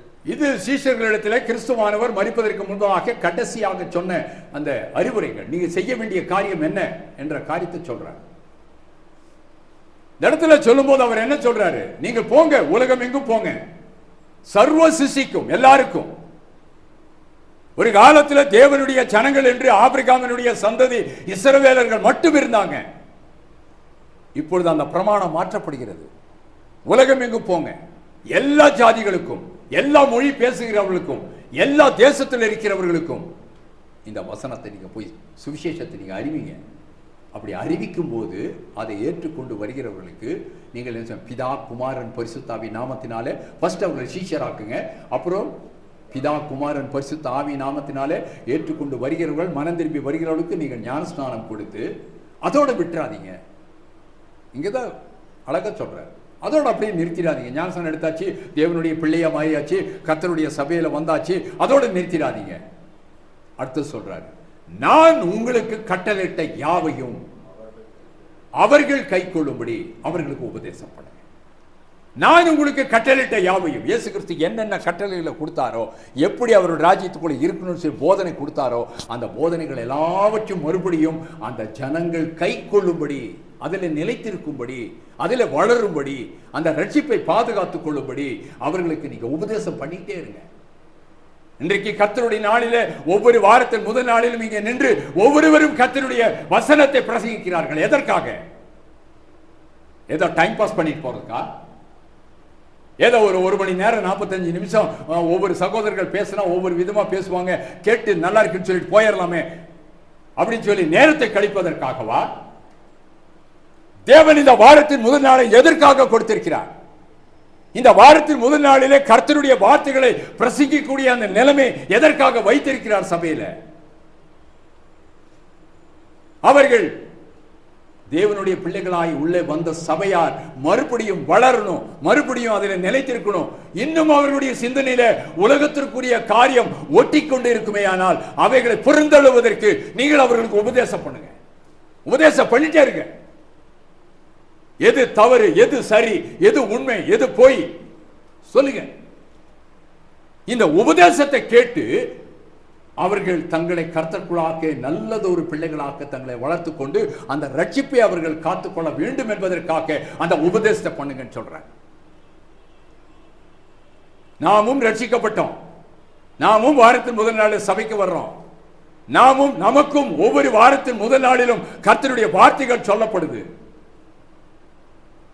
எத்தனை பேர் அந்த ரட்சிப்பை அப்படியே பாதுகாத்துக் கொண்டு இந்த உலகத்தை நாம் புறந்தள்ளி இருக்கோம்? நமக்கு நாமே சோதித்து பார்க்கக்கூடிய இடம் இது. எத்தனை பேர் நம்முடைய ரட்சிப்பை இன்னும் அப்படியே பாதுகாத்து வச்சுட்டு இருக்கிறோம்? இந்த ரட்சிப்பு என்பது சாதாரணமானது அல்ல. இந்த ரட்சிப்பை ரொம்ப விளையாட்டாக நிறைய பேர் சிந்தித்துக் கொண்டிருக்கிறார்கள். இந்த உலகத்தின் பாவத்தின் அடிமைத்தனத்திலிருந்து ஒரு ஆக்கினை தீர்ப்பிலிருந்து நம்மை விடுவித்துக் கொண்டிருக்கிறோம். அது ஒரு பெரிய விஷயம், சாதாரணமான விஷயம் அல்ல. இந்த கிருபையை அளித்தவர் நம்முடைய தேவன், இந்த ஈவை நம்ம கொடுத்தவர் நம்முடைய தேவன், இந்த அன்பை பெற்றுக்கொள்ளும்படியாக செய்தவர் நம்முடைய தேவன். அப்போ நம்ம பெற்றுக்கொண்ட அந்த ரட்சிப்புக்காக எவ்வளவு ஒரு ஆவிக்குரிய சிந்தனையோடு, ஒரு அவேர்னஸா, ஒரு ஜாக்கிரதையா நம்ம அதை இருக்கணும். ஒவ்வொரு நிமிஷத்திலும் நாம் பெற்றுக்கொண்ட ரட்சிப்பை குறித்து நாம் யோசிச்சுட்டே இருக்கணும். அதை குறித்து நாம் சிந்தனை பண்ணிட்டே இருக்கணும். என் ரட்சிப்புக்கு ஏதாவது சேதாரம் வருதா, என் ரட்சிப்பு ஏதாவது பாதிக்கப்படுதா, என் ரட்சிப்பில் ஏதாவது தொய்வு வருதா, நான் சோர்ந்து போகிறேனா, கர்த்தரை விட்டு விலகி போகிறேனா, நமக்கு நாமே சோதித்து சோதித்து அந்த காரியத்தில் நாம முன்னெடுக்க வேண்டியது அவசியமாயிருக்கு. இந்த இடத்துல இந்த 12வது வசனத்தில் சொல்லும் போது அவர் முதலாவதாக சொல்றார் பாருங்க, ஆதலால் எனக்கு பிரியமானவர்களே நீங்கள் எப்பொழுதும் கீழ்ப்படுகிறபடியே, சத்தியத்தை ஏற்றுக்கொண்டு வரும்போது எப்படி நீங்கள் கீழ்ப்படிந்தீர்களோ அதே போல எப்பொழுதும் நீங்கள் கீழ்ப்படுகிறவர்களாகவே இருந்து, அடுத்தது சொல்றார் பாருங்க, கீழ்ப்படுகிறவர்களாக படியே நான் உங்களுக்கு சமீபமாயிருக்கும் பொழுதும் மாத்திரமல்ல, நான் தூரமாயிருக்கிற இப்பொழுதும் அதிக பயத்தோடும் நடுக்கத்தோடும் உங்கள் ரட்சிப்பு நிறைவேற பிரயாசப்படுங்க. இப்போ நான் உங்களை விட்டு தூரமாக இருக்கிறேன். பிலிப்பு பட்டணத்தில் சபையாருக்கு சொல்கிறார், நான் பக்கத்தில் இருந்தாலும் சரி, நான் தூரமாக இருந்தாலும் சரி, அதை பற்றி பிரச்சனை வேண்டாம்.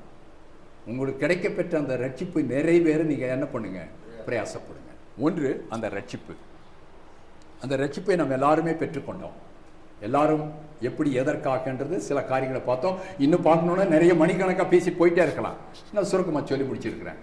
அந்த ரட்சிப்பை பெற்றுக்கொண்டார்னா அடுத்தது என்ன சொல்றாருன்னா, அந்த ரட்சிப்பு நிறைவேற, ரட்சிப்பு நிறைவேறணும். இதுதான் பவுல் விரும்புறார். பவுல் சொல்ற ஆலோசனை தான். ஒரு ரட்சிப்பை பெற்றுக்கொண்டேன் என்பது அல்ல, அது நிறைவேறணும். அது நிறைவேறினாதான் அந்த ரட்சிப்புக்குரிய அர்த்தம் இருக்கு. இப்போ ஒரு பொருளை வாங்கி வீட்டில் ஒரு டிவி வாங்குறோம், டிவி வாங்கி சுவரில் மாட்டுறோம், கனெக்ஷன் எல்லாம் கொடுத்தாச்சு. அந்த ரிமோட்டை கூட அந்த கவர்லேருந்து நம்ம எடுக்கிறது இல்லை, அந்த டிவியை ஆன் பண்ணுறது இல்லை, வாங்கிட்டு வந்த மாதிரி அப்படியே இருக்கட்டும்னு சொல்லி எத்தனை காலத்துக்கு அந்த சுவரில் வச்சு பார்த்துட்டு இருப்போம். லட்சக்கணக்காக போட்டு ஒரு வாகனத்தை, கார் வாங்கிட்டு வந்தாச்சு. ஐயோ லட்சமாக கொடுத்து கார் வாங்கிட்டு வந்துட்டேன், என் வீட்டுக்கு முன்னாடி கொண்டாந்து நிறுத்திட்டேன், எல்லாரும் பார்த்துட்டு போட்டோம், இந்த கார் வீட்டுக்கு முன்னாடியே நிற்கிட்டுன்னு சொல்லி எத்தனை பேர் நிறுத்தி வச்சுட்டு இருப்போம்? எத்தனை பேர் செய்கிறோம்? எந்த ஒரு பொருள், ஒரு செல்போன் வாங்கியாச்சு, எனக்காக வாங்கியாச்சு, அது யூஸ் பண்ணணும்னு வாங்கியாச்சு. ஐயோ ரொம்ப அழகானது, ரொம்ப விலை மதிக்க முடியாது, எல்லா விஷயங்களும் இதுக்குள்ளே இருக்குது, அது கொஞ்ச நாளைக்கு அப்படியே பத்திரமா இருக்கட்டும்னு சொல்லி அப்படியே பாக்கெட்லேயே வச்சுட்டு இருந்து அது எதுக்குமே பயன்படுத்தாமல் எத்தனை நாளைக்கு வச்சுருப்போம்? இருக்கா? அது அப்படி ஏதாவது சிந்தனைகள் நமக்குள்ள இருக்கா? கிடையவே கிடையாது. எந்த ஒரு பொருள் நம்ம வாங்கினாலுமே வாங்கின உடனே அடுத்தது அதை நடைமுறைக்கு கொண்டு வர்றோம். ஒரு டிவி வாங்கினாக்கா அந்த டிவியிலிருந்து என்னென்ன பார்க்க முடியுமோ பார்க்குறோம். ஒரு கார் வாங்கினா எங்கெங்கெல்லாம் பயணிக்க முடியுமோ அங்கெல்லாம் பயணம் பண்ணுறோம். நம்முடைய சௌரியத்திற்காக வாங்கப்பட்ட ஒரு கார், அதை யூஸ் பண்ணுறோம். எந்த ஒரு பொருளாக இருந்தாலும், அது செல்போன் இருந்தாலும் எதுவாக இருந்தாலும் சரி, வாங்கினுடைய நோக்கத்தை நம்ம சரியா செய்யறோம் இல்லையா? அப்போ ரட்சிப்பை நம்ம வாங்கி இருக்கிறோமே, அந்த ரட்சிப்பை எப்படி நாம் பயன்படுத்தி கொண்டிருக்கிறோம்? இந்த ரட்சிப்பை மாத்திரம் அப்படியே வாங்கதோடு ரைட், அப்படியே கொண்டு போய் பத்திரமா ஒரு மூலையில் வச்சுட்டு நீ அப்படியே ஒரு பக்கத்தில் இருறா, நான் ரட்சிக்கப்பட்டேன், நான் டவுனால் சபையில் அங்கத்தினராக இருக்கிறேன், என்ன ஒன்றுனாலும் அவங்க வந்துடுவார், ஊழியக்கார் வந்துடுவார், எந்த ஒன்று இதனாலும் அவருக்கு சொல்லிட்டா போதும், அவர் வந்துடுவார், எல்லாம் நடக்கும், எனக்கு எந்த கவலையும் இல்லை. என் குடும்பத்தில் என்ன நிகழ்ச்சி நடந்தாலும் ஒரு சபை, ஒரு கூட்டம் இருக்குது, அவங்க வந்து எனக்கு எல்லா விதமான காரியத்தை பண்ணிடுவாங்க, நான் எதை பற்றி கவலைப்படணும், சரி நான் என் வேலையை பார்க்குறேன்னு சொல்லிட்டு அப்படிப்பட்ட சிந்தனையோடு கூட நாம் வந்து ஒரு இடத்துல நான் சேஃப்டியாக இருக்கிறேன். சிலர் வந்து சிலருக்கு சொல்லும்போது கூட சொல்லுவாங்க, பாருங்க பிரதர், ஏதோ ஒரு சபையில் நீங்கள் வந்து ஃபஸ்ட்டு ஒரு மெம்பராக இருங்க பிரதர், ஏதோ ஒரு சபையில் மெம்பராக இருங்க, அப்போ தான் உங்களுக்கு நல்லது கெட்டது அது இதெல்லாம் நடக்கும்போது உங்களுக்கு ஒரு சேஃப்டியாக இருக்கும். எப்படி பாருங்கள் ரட்சிப்பு எப்படி போதிக்கப்படுதுன்னு. நீங்கள் சேஃப்டியாக இருக்கிறதுக்கு, உலகத்தின் காரியத்தில் சேஃப்டியாக இருக்கிறதுக்கு எது? ரட்சிப்பு அல்ல. இந்த ரட்சிப்பு என்பது பெற்றுக்கொள்வதற்கு ஒவ்வொரு மனிதன் மீதும் விழுந்த தலையாய கடமை, அது செஞ்சுதான் ஆகணும். உலகத்தில் கிடைக்கதோ இல்லையோ, ஆதரவு இருக்கோ இல்லையோ, இந்த ரட்சிப்பை பெற்றே ஆக வேண்டும். அப்போ பெற்றுக்கொண்ட அந்த ரட்சிப்பை நிறைவேற்றணுங்க, கடைசி வரைக்கும் நிறைவேற்றணும். அதை நிறைவேற்றலைன்னா எந்த வகையான பிரயோஜனம் இல்லை. நிறைவேற்றுதல் அப்படின்னு சொன்னாக்க அது எப்படின்னா, அது கொண்டு போய் ஒரு இடத்துல அப்படியே வச்சுட்டு அப்படியே வேடிக்கை பார்த்துட்டு இருக்கிறது நிறைவேற்றுதல் அல்ல. நிறைவேற்றுதல் சொல்லிட்டாலே ஒவ்வொரு நாளும் அதற்குரிய காரியத்தை பார்த்துக்கிட்டே இருக்கணும், கடந்து போயிட்டே இருக்கணும். அதுக்கு நாலு நேரம் மணி கணக்கு கிடையாது, வாரம் மாதம் வருடம் கிடையாது. அது ஒவ்வொரு நாளும் அதை பார்த்துட்டே இருக்கணும். ஒரு கார் வாங்கியாச்சு, அது பழுதகாம பார்க்கணும், அது சுத்தம் வைக்கணும், பாடி அழுக்காகுது அது சுத்தப்படுத்தணும், பல வேலை இருக்கு. ஒரு கார் வாங்கியாச்சு நிறுத்திட்டேன்றது அல்ல, நான் ஓட்டிட்டேன் நிறுத்திட்டேன் அப்படின்றது அல்ல, அதுக்கு நிறைய வேலை இருக்கு. அந்த வாகனத்தின் மீது நமக்கு யோசனைகள் இருக்கு, சிந்தனைகள் இருக்கு. அதே போல நாம் பெற்றுக்கொண்ட அந்த ரட்சிப்பு, அந்த ரட்சிப்பை குறித்து நமக்கு எவ்வளவு அக்கறை இருக்கு, எவ்வளவு கவலை இருக்கு, அந்த ரட்சிப்பை குறித்து எவ்வளவு யோசனை பண்ணியிருக்கோம். ஏனென்றால் இந்த ரட்சிப்பு என்பது சாதாரண விஷயம் அல்ல. கிறிஸ்துவனுடைய நாளிலே, அந்த நியாய தீர்ப்பின் நாளிலே ஆக்கினி தீர்ப்பிலிருந்து நம்மை விடுவிக்கக்கூடிய அந்த சம்பவம் இது, இந்த ரட்சிப்பு என்றது. ஏதோ உலகத்தில் இருக்கும்போது ஒரு சபையில் அங்கமாக இருக்கிறதுக்காக எடுக்கப்பட்ட ஞான ஸ்நானம் சேர்க்கப்பட்டதாக யாருமே நினைச்சிட வேண்டாம். மிகப்பெரிய ஒரு ஆபத்து நமக்கு முன்னாடி இருக்கு. எது? ஆக்கினி தீர்ப்பு. அந்த ஆக்கினி தீர்ப்பிலிருந்து நீங்களும் நானும் வெளியில வரணும். இந்த உலகத்தில் கிறிஸ்தவனாக வாழ்ந்து இயேசு கிறிஸ்துவினுடைய நாளிலே, அந்த நியாய தீர்ப்பின் நாளிலே அந்த ஆக்கினி தீர்ப்புக்கு உரியவர்களாய் நாம் மாறிட்டவனாக்க இவ்வளவு ஓடினது, பிரயாசப்பட்டது இல்லை என்கிற மகிழ்ச்சி எனக்கு உண்டாகணும்னு பவுல் சொல்றாரு. அந்த மாதிரி நீங்க ஓடின ஓட்டம் வீணாய் போயிடக்கூடாது, வீணாயிடக்கூடாது. அந்த நித்திய ராஜ்யத்திற்குரிய அந்த பரலோகத்திற்குரிய ஓட்டத்தை சரியா நீங்க முடிக்கணும்னா ஒவ்வொரு நாளும் ஒவ்வொரு நிமிடத்திலும் இந்த ரட்சிப்பை பெற்றுக்கொண்ட ரட்சிப்பை குறித்த சிந்தனை உங்களுக்குள்ளாக இருந்தே ஆகும். அப்ப அதற்காக என்ன சொல்றாரு? நிறைவேற்றணுன்ற நிறைவேற்றுங்க. ஒரு பிள்ளையை பெற்றெடுக்கிறாங்க, அந்த பிள்ளையை திருமணம் செஞ்சு முடிக்கிற வரைக்கும் பெற்றோர்கள் என்ன செய்யறாங்க? பொறுப்பெடுத்துக்கிறாங்க. பொறுப்பெடுத்து அவர்களுக்காக வேண்டிய சகல காரியத்தை செய்து அவர்களுக்கு ஒரு குடும்பத்தை அமைத்து கொடுத்த உடனே சொல்லுவாங்க, நான் எல்லாத்தையும் என்ன பண்ணிட்டேன், என் கடமையை நான் நிறைவேற்றிட்டேன்னு சொல்லுவாங்க. அவனுக்குன்னு ஒரு குடும்பத்தை நான் ஏற்படுத்தி கொடுத்துட்டேன், என் மகளுக்குன்னு ஒரு குடும்பத்தை நான் ஏற்படுத்தி கொடுத்துட்டேன், இனி நான் இல்லைன்னாலும் பரவாயில்ல, அவங்க வாழ்ந்துக்குவாங்க. அந்த நிறைவேறுதல் இருப்பாங்க. அப்போ அந்த குழந்தையிலிருந்து அந்த திருமண காரியத்தில் ஒருத்தன் கையில் பிடிச்சி கொடுக்குற வரைக்கும் அந்த நிறைவேற்றுதல்னு ஒன்று இருக்கு பாருங்க. அது எவ்வளவோ கஷ்டங்கள் மத்தியில, பாடுகள் மத்தியில, உபத்திரவத்தின் மத்தியில, கண்ணீரின் மத்தியில இல்லையா நாட்களை கடத்தி அந்த காரியத்தை நிறைவேற்றுறோம். அதுல ஒரு மகிழ்ச்சி உண்டாகுது. அதே போல நாம் பெற்றுக்கொண்ட அந்த ரட்சிப்பிலும் கூட அந்த மகிழ்ச்சி உண்டாகணும். கர்த்தருடைய நாளில் உண்டாகணும்னா கஷ்டங்கள், போராட்டங்கள், வேதனைகள், கண்ணீர்கள், கவலைகள், துக்கங்கள், பாரங்கள், வியாதிகள், வியாகுலங்கள், சஞ்சலங்கள், அவமானங்கள் எல்லாமே இருக்கும். இவைகள் எல்லாவற்றையும் தாண்டி அந்த நித்திய ராஜ்யத்துக்குள்ள நான் போறேன் அப்படின்னு சொல்லும்போது அன்னைக்கு தான் அந்த மகிழ்ச்சி உண்டாகும். அந்த மகிழ்ச்சி வரைக்கும் நாம் பிரயாசப்பட வேண்டியது அவசியமா இருக்கு. நாம் நிறைவேற்றணும், அது வரைக்கும் நிறைவேற்றணும். அதற்குரிய ஒரு வசனத்தை படிச்சு நம்ம கடந்து போலாம். 1 தீமோத்தேயு 6ஆம் அதிகாரம் 11-12 படிங்க.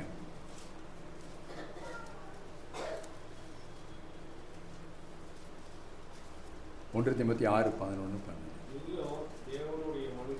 நீயோ தேவனுடைய மனுஷனே இவைகளை விட்டோடி. எவைகளை? அதுக்கு மேற்பகுதியில் சொல்றாரு. கேள்விகளுடைய பேச்சுகளுக்கும் கட்டுக்கதைகளுக்கும் தேவையில்லாத உலகத்தினுடைய காரியங்கள் எல்லாவற்றையும் விட்டு விலகி அவைகளை விட்டு ஓடி நீதியையும் தேவ பக்தியையும் விசுவாசத்தையும் அன்பையும் பொறுமையையும் சாந்த குணத்தையும் அடையும்படி நாடு. இவைகள் எல்லாவற்றையும் காத்துக் கொள்வதற்காக நீ விசுவாசத்தின் நல்ல போராட்டத்தை நீ போராடு. நித்திய ஜீவனை பற்றிக்கொள். அதற்காக தான் நீ ரட்சிக்கப்பட்டாய், அதற்காகத்தான் நீ அழைக்கப்பட்டாய். அநேக சாட்சிகளுக்கு முன்பதாக நல்ல அறிக்கை பண்ணினவனுமாய் இருக்கிறாய். தீமோத்தேயு பத்தி சொல்றார். நீ நல்ல போராட்டத்தை போராடு. அந்த நித்திய ஜீவனுக்குள்ள போகணும். இந்த ரட்சிப்பை நிறைவேற்றணும்னா என்ன சொல்றாரு? அதற்காக தான் நீ அழைக்கப்பட்டாய். உனக்கு அதிகமான போராட்டங்கள் உண்டு என்று சொல்றாரு. அந்த போராட்டத்தை பற்றி மறுபடி படிங்க. நீயோ தேவனுடைய மனுஷனே, இவைகளை விட்டோடி நீதியையும், அடுத்த வசனத்தை படிங்க, விசுவாசத்தின் நல்ல போராட்டத்தை போராடு. இதுதாங்க பவுல் சொல்ற ஆலோசனை. நீ பெற்றுக்கொண்ட அந்த ரட்சிப்பை நிறைவேற்றணும்னா செய்ய வேண்டிய அடுத்த காரியம் என்னன்னா, விசுவாசத்தின் நல்ல போராட்டத்தை நீ போராடணும். பவுலுடைய போராட்டத்தை பற்றி நமக்கு தெரியும். அவர் ஒரு போராளி. எந்த அளவிற்கு போராடி சபைகளை ஸ்தாபித்திருக்கிறார், தன்னுடைய ஊழியத்தை செய்திருக்கிறார், அவர் வென்றெடுத்திருக்கிறார் என்பதை நம்மால பார்க்க முடியும். அவர் விசுவாசத்தோட அழகா ஒரு வார்த்தை சொல்றாரு இல்லையா, 2 தீமோத்தேயு 4ஆம் அதிகாரம் 5-6 வசனங்களிலே, விசுவாசத்தின் நல்ல போராட்டத்தை போராடினேன், ஓட்டத்தை முடித்தேன், விசுவாசத்தை காத்துக்கொண்டேன், எனக்காக ஜீவ கிரீடம் வைக்கப்பட்டிருக்கிறது, எனக்கு மாத்திரமல்ல அந்த அவருடைய பிரசன்னமாக விரும்புகிற யாவருக்கும் அதை அந்த நாளிலே அவருக்கு தந்தருளுவார். விசுவாசத்தின் நல்ல போராட்டத்தை போராடினேன், தனக்கு தானே சொல்லிக்கிறார். அவ்வளவு தைரியம் இருக்கு. நீங்களும் நான் சொல்ல முடியுமா? என்னுடைய ரட்சிப்புக்காக, என்னுடைய விசுவாசத்திற்காக நான் போராடுறேன், போராடிட்டு இருக்கிறேன், அதை காத்துக் கொள்வதற்காக நான் போராடி கொண்டிருக்கிறேன், அந்த நித்திய ஜீவனுக்காக நான் போராடி கொண்டிருக்கிறேன். நான் பெற்றுக்கொண்ட ரட்சிப்பு எந்த வகையிலும் கரைப்படாதபடிக்கு அதை நிறைவேற்றுவதற்காக நான் அதை தற்காத்துக் கொண்டிருக்கிறேன் என்று சொல்லி எத்தனை பேர் சவாலாக சொல்ல முடியும்? இருதயத்தில் தைரியமா சொல்ல முடியுமா பவுலை போல? அந்த தைரியம் வேணுங்க, அந்த தைரியம் வேணும். என் விசுவாசத்தை நான் காத்துக் கொண்டிருக்கிறேன். என்ன கஷ்டங்கள், என்ன சூழ்நிலைகள் என்ன மாறினாலும் சரி, என்ன வியாதிகள் அல்லது உலகத்தின் என்ன எதிர்ப்புகள் எது வந்தாலும் சரி, நான் பெற்றுக்கொண்ட அந்த ரட்சிப்பை நிறைவேற்றுவதற்கு இவைகள் தடைகள் அல்ல, அதை நான் நிறைவேற்றிக்கிட்டே இருப்பேன்னு சொல்லி அந்த ஒரு தீர்மானத்தோடு நம் இருதயத்திற்குள் நாம் தீர்மானித்து இந்த ரட்சிப்புக்காக நாம் நிறைவேற்றணும்.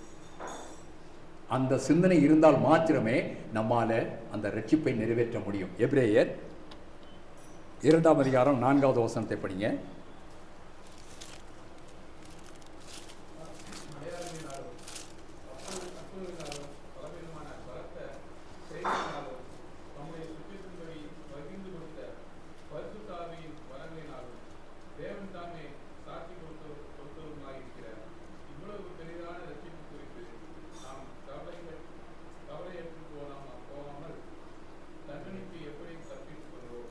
இந்த இடத்துல என்ன சொல்றாருன்னா, இவ்வளவு பெரிதான ரட்சிப்பை குறித்து நாம் கவலையற்றிருப்போமானால், கவலையே இல்லைங்க. என்னுடைய கவலை புறா குடும்பத்தை சார்ந்ததுதான், என்னுடைய கவலை புறா என்னுடைய வேலை சம்பந்தப்பட்டதுதான், என்னுடைய கவலை புறா இந்த உலகத்திற்குரியதுதான். என்றைக்காவது உங்களுடைய ரட்சிப்பை குறித்து யாராவது கவலைப்பட்டிருக்கீங்களா? அந்த கவலை நமக்குள்ள வந்திருக்கா? யாராவது ஏன் பிரதர் இன்னைக்கு ரொம்ப டல்லா இருக்கிறீங்க, முகமே ஒரு மாதிரியா இருக்கு, எப்போ மாதிரி ஒரு கலகலப்பா இல்லையே, இப்படி ஒரு டல்லா இருக்கிறீங்க, என்ன அப்படின்னு என்ன செய்யறது பிரதர், என்னுடைய ரட்சிப்பில் என்னால் நிலைத்திருக்க முடியல, என்னால் வளர முடியல, அதுக்காக யோசனை பண்ணி எனக்கு மனசே பாரமாயிருச்சு பிரதர், என்ன செய்யணுன்னே தெரியல அப்படின்னு சொல்லி யாராவது கிட்ட சொல்லியிருக்கோமா? அப்படிப்பட்ட ஒரு காரியத்தை யாராவது கிட்ட ஷேர் பண்ணியிருக்கோமா? ரட்சிப்பு குறித்து எனக்கு கவலை இருக்குது, அந்த கவலை தான் நான் இப்படி யோசனை பண்ணி எனக்கு மனசு பாரமாக இருக்குன்னு சொல்லியிருக்கோமா? கேட்ட உடனே சொல்கிற பிரச்சனைகள் எல்லாம் அவர் ஏன்னா அவருக்கே 1000 பிரச்சனை இருக்கும். அவர் இவங்கிட்ட நான் எதுக்கெல்லாம் கேட்ட, இவன் இது நமக்கு மேலே 1001 சேர்த்து சொல்லிட்டு போகிறான் அப்படின்னு சொல்லி அவன் அந்த கவலை கேட்காமையே விட்டுருங்க பிரதர், அது எல்லாத்துக்கும் நடக்கிறது தான் அப்படின்ட்டு பாதியில் பிச்சுட்டு ஓடிடுவார். அவ்வளவு உலகத்தின் கவலைகள் நமக்குள்ள இருக்கு. ஆனால் இங்கே எபிரேய எழுத்தாளன் சொல்றது என்ன சொல்றாரு? இவ்வளவு பெரிதான இந்த ரட்சிப்பை குறித்து கவலையற்று இருப்போமானால், ஒரு கமா போட்டு தொடர் வாக்கியமாய் பார்த்து சொல்றார், ரட்சிப்பை குறித்து கவலையற்று இருப்போமானால் தண்டனைக்கு எப்படி தப்பித்துக் கொள்வோம்? எப்படிங்க தண்டனையிலிருந்து தப்பித்துக் கொள்ள முடியும் உங்களால? அந்த தண்டனைக்குள் நான் போக கூடாது என்பதற்காகத்தான் எதை பெற்றுக்கொண்டேன்? ரட்சிப்பை நான் பெற்றுக்கொண்டேன். இப்போ அந்த ரட்சிப்பை பெற்றுக்கொண்டு அது ஒரு ரயில்வே ஸ்டேஷன்ல வாங்குற ஒரு பிளாட்ஃபார்ம் டிக்கெட் மாதிரி ஒரு ஓரத்தில் வச்சுக்கிட்டு நான் என் இஷ்டமா வாழ்ந்துட்டு இருந்தா அந்த தண்டனைக்கு எப்படி தப்பித்துக் கொள்ள முடியும்? அப்போ ஒவ்வொரு நாளும் ஒவ்வொரு நொடி பொழுதிலும் ஒரு தனிப்பட்ட ஒவ்வொருவருடைய வாழ்க்கையிலும் அந்த ரட்சிப்பை குறித்த கவலை, அந்த ரட்சிப்பை குறித்த பாரம், இதில் இன்னும் நான் என்ன செய்யணும், இந்த ரட்சிப்பில் இன்னும் வளர்வதற்கு, நிறைவேற்றுவதற்கு நான் என்ன செய்யணும்ன்ற அந்த ஆவிக்குரிய சிந்தனையோடு கூட அதை செய்யும் போதுதான் அந்த ஆக்கினை தீர்ப்பிலிருந்து நம்மால தப்பித்துக் கொள்ள முடியும்.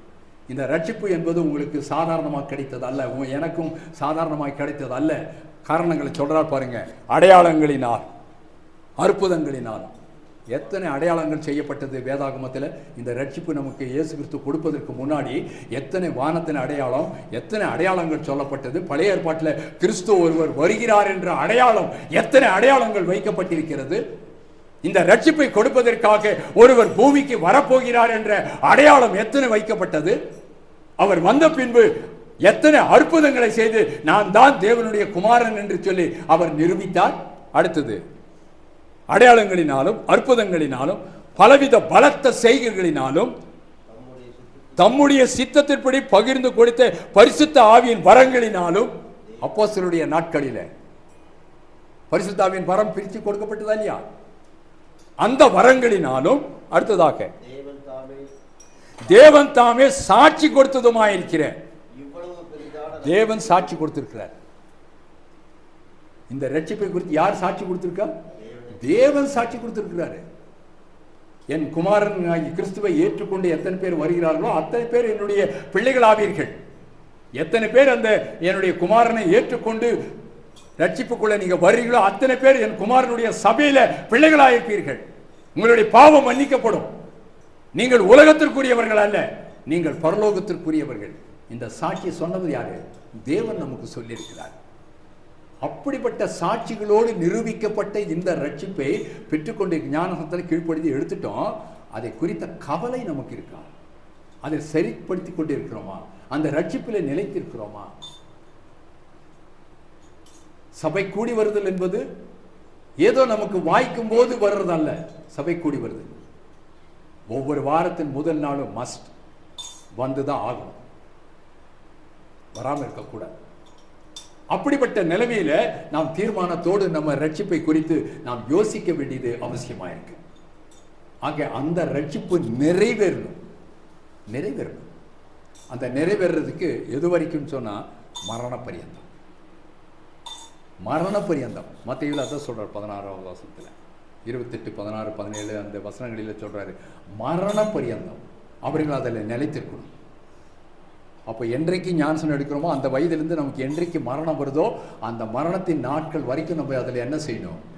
நிலைத்திருக்கணும். அதை நிறைவேற்றிட்டே வரணும். அதை நிறைவேற்றி தேவனுடைய சமூகத்தில் நானும் உம்முடைய சபையில் ஒரு உயிருள்ள ஜீவியாக நான் இருக்கிறேன், செத்து போனவனாக இல்லை, நான் ஒரு உயிருள்ளவனாக இருக்கிறேன் அப்படின்றத தேவனுக்கு முன்பதாக காட்டிக்கொண்டே இருக்கணும். அதுதான் நிறைவேற்றுதல். அடுத்ததாக சொல்றாரு, அந்த ரட்சிப்பு நிறைவேற அடுத்தது என்ன சொல்றாரு? பிரயாசப்படுங்க. பிரயாசன்றது என்ன? ஒரு முயற்சி இல்லையா? அடுத்த கட்டத்துக்கு போறது, அதான் பிரயாசம். ஒரு காரியத்தை எடுத்துக்கொண்டால் அடுத்த கட்டத்துக்கு நான் போகணும் என்ற அந்த எண்ணம் நமக்குள்ள வருது பாருங்க, அதுதான் பிரயாசம். ஒரு பிரயாசம் என்று எடுத்துக்கொண்டாலே அந்த பிரயாசத்தில் நிறைய பேர் தோல்வி அடைகிறாங்க. ஒரு பிரயாசத்தில் நிறைய பேர் உச்சத்தில் போய் சேர்ந்துடுறாங்க.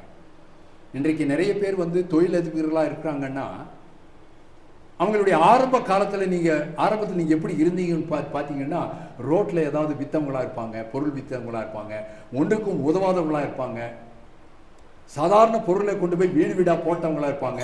இன்றைக்கு பெரிய தொழிலதிபராக இருப்பாங்க. நிறைய பேர் அந்த மாதிரி உதாரணங்கள், தொழிலதிபர்களுடைய உதாரணங்கள் வாழ்க்கை வரலாறு இருக்கு. அப்படிப்பட்ட அந்த காரியத்தில் எப்படி அந்த உயர்வுக்கு வந்தாங்க? அவங்க பிரயாசப்பட்டாங்க.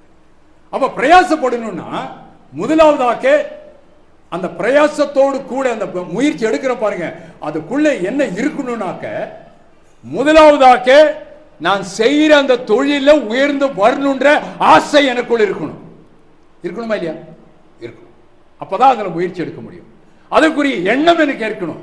முடிவெடுக்கக்கூடிய எண்ணம். எதை பண்ணால் எப்படி போகலான்றதை எடுக்கக்கூடிய அந்த எண்ணம் எனக்கு இருக்கணும். நான் செய்கிற அந்த தொழிலை நான் விரும்பணும். விரும்பினாதான் அதை செய்ய முடியும். விருப்பம் இல்லாமல் அந்த தொழிலில் எனக்கு எதுவுமே செய்ய முடியும். நிறைய பேர் தோல்வியடைய காரணமே அவனுக்கு சம்மந்தம் இல்லாதது. படிப்பில் கேட்பாங்க, ஏங்க நீங்கள் ஷைன் ஆகலை? ஐயோ, நான் விரும்பி வந்த லைனே வேறங்க, எங்கள் அம்மா அப்பா சேர்ந்து என்னை இந்த லைனில் கொண்டாந்து விட்டுட்டாங்க, எனக்கு இஷ்டமே இல்லை இதில் வேலை செய்கிறதுக்கு அப்படின்னு சொல்லிட்டு அப்படி பெரிய படிப்பு படிச்சுட்டு கூட ஒரு நல்ல வேலைக்கு போக முடியாமல் இன்னைக்கு தத்தளிக்கிற இளைஞர்கள் எத்தனை பேர் இருக்காங்க. கேட்டாக்க என்ன சொல்லுவாங்க, இந்த லைன் எனக்கு பிடிக்கல, இந்த லைன் எனக்கு பிடிக்கல, வேறொரு ஆஃபீஸர் ஆகணும்னு நான் நினைச்சேன், வேறொரு வழியில் நான் முன்னேறணும்னு நினைச்சேன், ஆனால் எங்கள் அம்மா அப்பா என்னை கட்டாயப்படுத்தி இந்த லைனில் விட்டாங்க, எனக்கு அதில் விருப்பம் இல்லை. என்னால் அப்போ எந்த ஒரு காரியத்திலும் ஒரு எல்லையை அடையணும்னாக்க மனதில் ஃபர்ஸ்ட் விருப்பம் வேணும், அது மேல ஒரு ஆசை வேணும், அது மேல ஒரு முயற்சி வேணும். இவைகள் எல்லாமே இருந்தாதான் நம்ம என்ன செய்ய முடியும்னா அந்த இலக்கை நம்மாலே அடைய முடியும். அதே போல இந்த ரட்சிப்பு நிறைவேற பிரயாசப்படுங்கன்னா இந்த ரட்சிப்புன்ற ஒரு மையத்தை வச்சுக்கிட்டு இந்த ரட்சிப்பினுடைய உச்சத்துக்கு நான் போய் ஆகணும், அந்த நித்திய ஜீவனை அடையக்கூடிய உச்சத்தில் நான் போய் சேரணும் அப்படின்னாக்க உங்களுக்கு முதலாவதாக அந்த ரட்சிப்பை அடைய வேண்டும் என்ற ஆசை உங்களுடைய மனதில் இருக்கணும். விருப்பம், அந்த விருப்பம், அந்த ஆவல், அந்த ஆசை உங்களுடைய மனதுக்குள்ள இருக்கணும், உங்கள் சிந்தனையில் இருக்கணும்.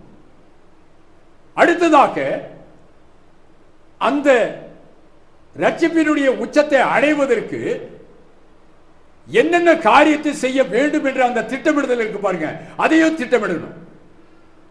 இந்த உலகத்தினுடைய காரியத்தில் எதை எதை செய்ய வேண்டும் என்று சொல்லி நீங்கள் விரும்புகிறீங்களோ அது அத்தனையும் இந்த ஆவிக்குரிய காரியத்தை நீங்க என்ன செஞ்சாகணும். அந்த ரட்சிப்பு மீது உங்களுக்கு ஒரு ஆசை, அந்த நித்திய ஜீவன் மீது உங்களுக்கு ஒரு விருப்பம் உங்களுடைய மனதில் இருந்து நீங்கள் தீர்மானித்து நான் எப்படியாகிலும் அந்த உச்சத்தில் அடையணும் அப்படின்னு சொல்லி நினைச்சாதான் நீங்க அந்த உச்சத்தை அடைய முடியுமே தவிர பெற்றுக்கொண்ட ரட்சிப்பு ஒரு கடையை வச்சுக்கிட்டு ஒரு கடை வச்சாச்சு பிழைக்கலாம் அப்படின்னு யார் கூட சரியா பேசுறது இல்லை, எந்த விளம்பரமும் பண்றது இல்லை, கடையில் போட்டு ஒரு மூலையில் உட்காந்துட்டு கல்லாவில் உட்காந்துட்டு செல்போனை பார்த்துட்டு உட்காந்துருந்த கடையில் முன்னேற முடியுமா? ஒரு கடையை வைக்கிறதுக்கு முன்னாடி எத்தனை விளம்பரங்கள், பார்க்குறவங்க கிட்டலாம் நான் இந்த இடத்துல கடையை திறந்துட்டேன், வாங்க உங்களுக்கு தெரிஞ்சவங்களுக்கு சொல்லுங்க இந்த கடையை நான் வச்சிருக்கிறேன், நீங்க வாங்க உங்களுக்கு என்ன வேணுமோ நான் தர்றேன், ஹெல்ப் பண்றேன்னு சொல்லி அந்த கடையை விளம்பரப்படுத்துறாங்க இல்லையா? இன்னைக்கு விளம்பரம் தான் கடையினுடைய வளர்ச்சிக்கு மூல காரணமா இருக்கு, அந்த விளம்பரப்படுத்துறாங்க இல்லையா? அப்ப எத்தனை முயற்சி எடுக்கிறாங்க, காரணம் என்ன? அவன் எப்படி ஆகிலும் நான் அந்த இலக்கை அடையணும். அப்போ அந்த பிரயாசத்தை படுறேன். பெற்றோர்கள் குழந்தை பெற்றெடுக்கிறாங்க, வளருது, 4 வயசு ஆச்சு, சரி இன்னொரு 2 வருஷம் வீட்டிலே இருக்கட்டும், நம்மளோட விளையாடிட்டு நம்ம அதை கொஞ்சிக்கிட்டு அழகான குழந்தை, இதை போய் வெயிலில் காற்றுல விட்டுட்டு இருக்க முடியுமா? முடியாது. ஒரு 6 வயசு 7 வயசு வரைக்கும் என் கூடவே இருக்கட்டும் அப்படின்னு சொல்லிட்டு எல்கேஜி யூகேஜிக்கு அனுப்பாமல் யாராவது பெற்றோர்கள் வச்சிருக்காங்களா? எவ்வளவுதான் நேசித்தாலுமே அந்த வயது வந்த உடனே எந்த ஸ்கூலுக்கு அனுப்பலாம், எங்க போய் ஃபீஸ் கட்டலாம், எவ்வளவு ஃபீஸ், என் மகன் எதிர்காலத்தில் ஒரு உயரத்துக்கு வர்றதுக்கு எந்த படிப்பு நல்லா இருக்குன்னு சொல்லி தேர்வு பண்ணி அந்த எல்கேஜில இருந்து அவங்க படுறாங்க பாருங்க ஒரு பிரயாசம். காற்று, மழை, ஏழ்மை இவைகளெல்லாம் பார்க்கறது இல்ல, பண நெருக்கடி இதெல்லாம் பார்க்கறது இல்ல. எப்படி ஆகிலும் என் மகன் எப்படி இருக்கணும், உயர்ந்து வரணும், என் மகள் உயர்ந்து வரணும், ஒரு நல்ல ஸ்தானத்துக்கு போகணும். அதுக்காக எடுக்கிற பிரயாசம் இருக்கு பாருங்க. ஒவ்வொரு நாளும் காலை மாலை பகல் என்று சொல்லி காலையில் ஸ்கூலுக்கு அனுப்பிட்டு அவங்க பாட்டுக்கு இருந்துருவாங்களா? மத்தியானம் சாப்பிட்டு முடிச்சாங்கன்னா அடுத்த வேளை யாருடைய ஞாபகம் வந்துடும்? குழந்தை ஞாபகம் வந்துடும். இன்னும் கொஞ்சம் நேரத்தில் என் குழந்தை வரும், ஸ்கூல்ல இருந்து வரும். அது வந்த உடனே எது இல்லைன்னு சொல்லக்கூடாது, அதுக்காக ஏதாவது ஸ்நாக்ஸ் நான் பண்ணி வச்சிட்றேன், அவன் எதை விரும்பி சாப்பிடுவான் அதை நான் செஞ்சு வச்சிட்றேன் அப்படின்னு மடமடன்னு எல்லாமே செஞ்சு வச்சுட்டு போய் வாசலில் நின்று குழந்தை வருதா, ஆட்டம் எப்போ வரும், அந்த ஸ்கூல் வண்டி எப்போ வரும்னு சொல்லி ஒரு தாய் ஆவலோடு காத்துட்டு தன் மகன் முகத்தை பார்க்க வேண்டும் என்று காத்துட்டு இருக்கிறாளே, எதற்காக? பிரயாசம். அவன் எப்படி ஆகிலும் கொண்டு போய் மேலே நிறுத்தணும். எல்கேஜி யூகேஜி ஃபர்ஸ்ட் ஸ்டாண்டர்ட் அப்படியே 12th காலேஜ், அது முடிஞ்சு அவனுக்கு ஒரு கல்யாணத்தை பண்ணி ஒரு குடும்பத்தை அமைச்சு வைக்கிற வரைக்கும் பேரண்ட்ஸ் எடுக்கிற ஒரு பிரயாசம் இருக்கு பாருங்க. வருஷத்துல 365 நாட்களும் அந்த பிள்ளைகளுக்காக அவங்க பிரயாசப்படுறாங்க. இதிலெல்லாம் எவ்வளவு பிரயாசப்படுறோமே. இத்தனை பிரயாசிச்சும் வேதாகமம் ஒரே வரியில சொல்லுது, மாயை மாயை எல்லாம் மாயை. இதெல்லாம் விட்டுட்டு தப்போ ஒரு பிரயோஜனம் இல்லை. அப்படி பிரயாசப்பட்டு ஆளாக்கி வளர்த்து உயரத்தில் கொண்டு போய் நிறுத்தணும்னு அப்பங்காரனை வா ஒரு டீ குடிச்சிட்டு வரலான்னு வண்டியில் ஏற்றிட்டு போய் பஸ் ஸ்டாண்டில் விட்டுட்டு ஓடிட்டான். எப்படி பஸ் ஸ்டாண்டில் கொண்டு போய் இடம் தெரியாத ஒரு இடத்துல கொண்டு போய் இறக்கி விட்டுட்டு பையன் வேகம் எடுத்துட்டு ஓடிட்டான். உதாரணம் இருக்கு. நானே ஒரு தாய்க்காக ஒரு ஆசிரமத்தில் சேர்ப்பதற்காக அவ்வளவு நான் பிரயாசப்பட்டிருக்கிறேன். அந்த கதையை சொல்லிட்டாலே நீங்க கண்ணீர் விட்டுருவீங்க. அப்படிப்பட்ட ஒரு கதை அது, சம்பவம். ஒரு தாயை கொண்டாந்து ஹாஸ்பிட்டலில் விட்டுட்டு சிக்கன் குனியாவில் கால் வீங்கி ஆபரேஷன் பண்ணி படுத்திருக்கிறாங்க. கொண்டாந்து விட்டுட்டு இதை டீ வாங்கிட்டு வரேன்னு வெளியில போன மகன், இதே ஊட்டி ஹாஸ்பிட்டல், நான் டீ வாங்கிட்டு வர்றேன் இருமான்னு சொல்லி அட்மிட் எல்லாம் போட்டு டீ வாங்கிட்டு வரேன்னு சொல்லிட்டு நேர வண்டி எடுத்துட்டு சூலூர்ல அவனுடைய வீடு வந்து சேர்ந்தான். அன்றையிலிருந்து இன்றைய வரைக்கும் அந்த தாயை திரும்பி பார்க்கல. எப்படிப்பட்ட ஒரு கல் நெஞ்சு! இப்படிப்பட்ட மனிதர்களும் இந்த பூமியில இருந்துட்டு தான் இருக்கிறாங்க. இது பிரயாசமா? அல்ல. ஆக இந்த பிரயாசம் என்பது நமக்காக பாடுகளை அனுபவித்த கிறிஸ்துவை நினைச்சு பார்க்கணும். நான் இந்த ரட்சிப்புக்குள்ள வர்றதுக்கு அத்தனை வேதனைகளை அடிமையின் ரூபம் எடுத்து தம்மை தாமே தாழ்த்தி தம்மை வெறுமையாக்கி உலகத்தை உண்டாக்கினவர், இந்த உலகத்தினுடைய அதிபதி, அவர் ஒன்றும் இல்லாமல் வெறுமையாக்கி இந்த ரட்சிப்பை எனக்கு கொடுத்திருக்கிறாரே. இப்போ அந்த தாயை விட்டுட்டு ஓடின மாதிரி நானும் அவரை விட்டுட்டு ஏதோ ஒரு சபையில நான் அங்கமாயிட்ட போதுண்டான்னு சொல்லிட்டு ஓடுற ஓட்டம் இருக்கு பாருங்க, அதுவல்ல. கடைசி வரையிலும் நம்மை ஆளாக்கின தாயோடும் தகப்பனோடும் நாம் இருந்து அவர்களுடைய துக்கங்கள், அவருடைய கவலைகள், இயலாமையின் காலத்தில் அவர்களோடு இருந்து அவர்களுடைய அன்பை அப்படியே நமக்கு ஏற்பட்ட ஒரு சம்பவம் மாதிரி ஒரு தாய் தகப்பனுக்கு ஒரு சேவை பண்றான் பாருங்க, ஒரு மகன் ஒரு மகள். அவங்க தான் தேவன் கொடுத்த ரட்சிப்பையும் என்ன செய்ய முடியும், கடைசி வரையிலும் காத்துக்கொள்ள முடியும். பிரயாசப்படணும். கொலோசியர் 1ஆம் அதிகாரம் 1-2 வசனங்கள், 2-3 வசனம் இருக்கு, சொல்லி முடிச்சிடுறேன். கொலோசியர் 1ஆம் அதிகாரம் 1-2 வசனங்களை படிங்க. தேவனுடைய சித்தத்தினாலே இயேசு கிறிஸ்துவின் அப்போஸ்தலனாகிய பவுலும் சகோதரனாகிய தீமோத்தேயும் கொலோசே பட்டணத்தில் கிறிஸ்துவுக்குள் பரிசுத்தவான்களும் விசுவாசிகளுமாய் இருக்கிற சகோதரர்களுக்கு எழுதுகிறதாவது, நம்முடைய பிதாவாகிய தேவனாலும் கர்த்தராகிய இயேசு கிறிஸ்துவினாலும் உங்களுக்கு கிருபையும் சமாதானமும் உண்டாவதாக. சரி, அதோடு கூட இன்னொரு வசனத்தை படிங்க. பிரசங்கி 7ஆம் அதிகாரம் 8வது வசனத்தை படிங்க.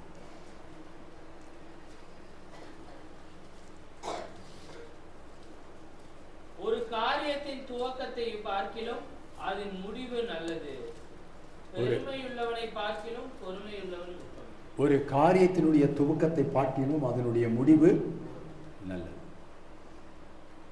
எல்கேஜியில் சேர்த்துட்டோம். ஒரு காரியத்தின் துவக்கம் அது சந்தோஷமாக இருக்கு, நல்லது. ஒரு காரியத்தின் துவக்கத்தை பார்க்கிலும் முடிவு நல்லது. எல்கேஜியில் சேர்க்கும் போது அவ்வளோ சந்தோஷமாக சேர்த்தோமே, அவன் காலேஜ் முடிக்கும் போது எப்படி இருக்கிறான்? எப்படி இருக்கான்? நல்லவனா இருக்கிறானா? சமுதாயத்தில் ஏற்றவனா இருக்கிறானா? குடும்பத்துக்கு தகுதியானவனா இருக்கிறானா? எல்கேஜியில் சேர்க்கும் போது அவளை கொஞ்சம் குழாவி அவனை கொண்டு போய் சேர்த்தோமே, காலேஜ் முடிச்சிட்டான், டிகிரி முடிச்சிட்டான், சம்பாதிக்கிறா. இப்போ அந்த முடிவு எப்படி இருக்கு? பெற்றோர்கள் வெறுக்கத்தக்கதாக இருந்தால் ஒரு காரியத்தின் துவக்கத்தை காட்டிலும் முடிவு நல்லது. அப்போ ஒரு காரியத்தை எப்படி துவக்கிறோம் என்பது முக்கியமே கிடையாது, அது முடிவு தான் நல்லது. முடிவு தான். ஒரு வாழ்க்கை ஆரம்பிச்சாச்சு, எல்லாமே உலகத்தில் வேண்டியதை நான் சேர்த்துட்டேங்க, டக்குன்னு கண்ணை மூடியாச்சு. சரி, துவக்கினாரு, நல்லா முன்னேறினாரு, வாழ்க்கையை முடிச்சிட்டாரு. முடிவு எப்படி இருக்கு? உன் ஆத்மா எங்கே போகுது? உன் ஆத்மா எங்கே சஞ்சரிக்க போகுது? எந்த இடத்துல சேரப்போகுது? இதை குறித்து நம்ம யோசனை பண்ணியிருக்கோமா? அப்போ இந்த உலகத்துல பாடுகளை அனுபவித்தாலும் ஒரு லாசருவை போல ஐஸ்வர்யவான் நல்ல துவக்கனா அவன் முடிவு எங்க போயிருச்சு? பாதாளத்துக்கு போயிருச்சு. தரித்திரன் அவன் போராட்டத்தில் துவக்கினான், அவனுடைய முடிவு எங்க போயிருச்சு? பரதீசுக்குள்ள போயிடுச்சு, சந்தோஷத்துக்குள்ள போயிடுச்சு. அப்போ ஒரு காரியத்தின் துவக்கத்தை காட்டிலும் அதனுடைய முடிவு தான் நல்லது. அப்போ ரட்சிக்கப்பட்ட எந்த சூழ்நிலையில நான் ரட்சிக்கப்பட்டேன் என்பது அல்ல, அந்த ரட்சிப்பு துவக்கத்தை காட்டிலும் அதனுடைய முடிவு தான் நல்லதுன்னு. என்னன்னா, அதை நிறைவேறுவதற்காக ஒவ்வொரு நாளும் பிரயாசப்பட்டு அதை நிறைவேற்றினாதான் அந்த பெற்றுக்கொண்ட ரட்சிப்புக்கு ஒரு அர்த்தம். இல்லாவிட்டா அதுல அர்த்தமே இல்லை. அடுத்த ஒரு வசனத்தை கூட படிங்க. மத்தேயு 10ஆம் அதிகாரம் 22வது வசனம்.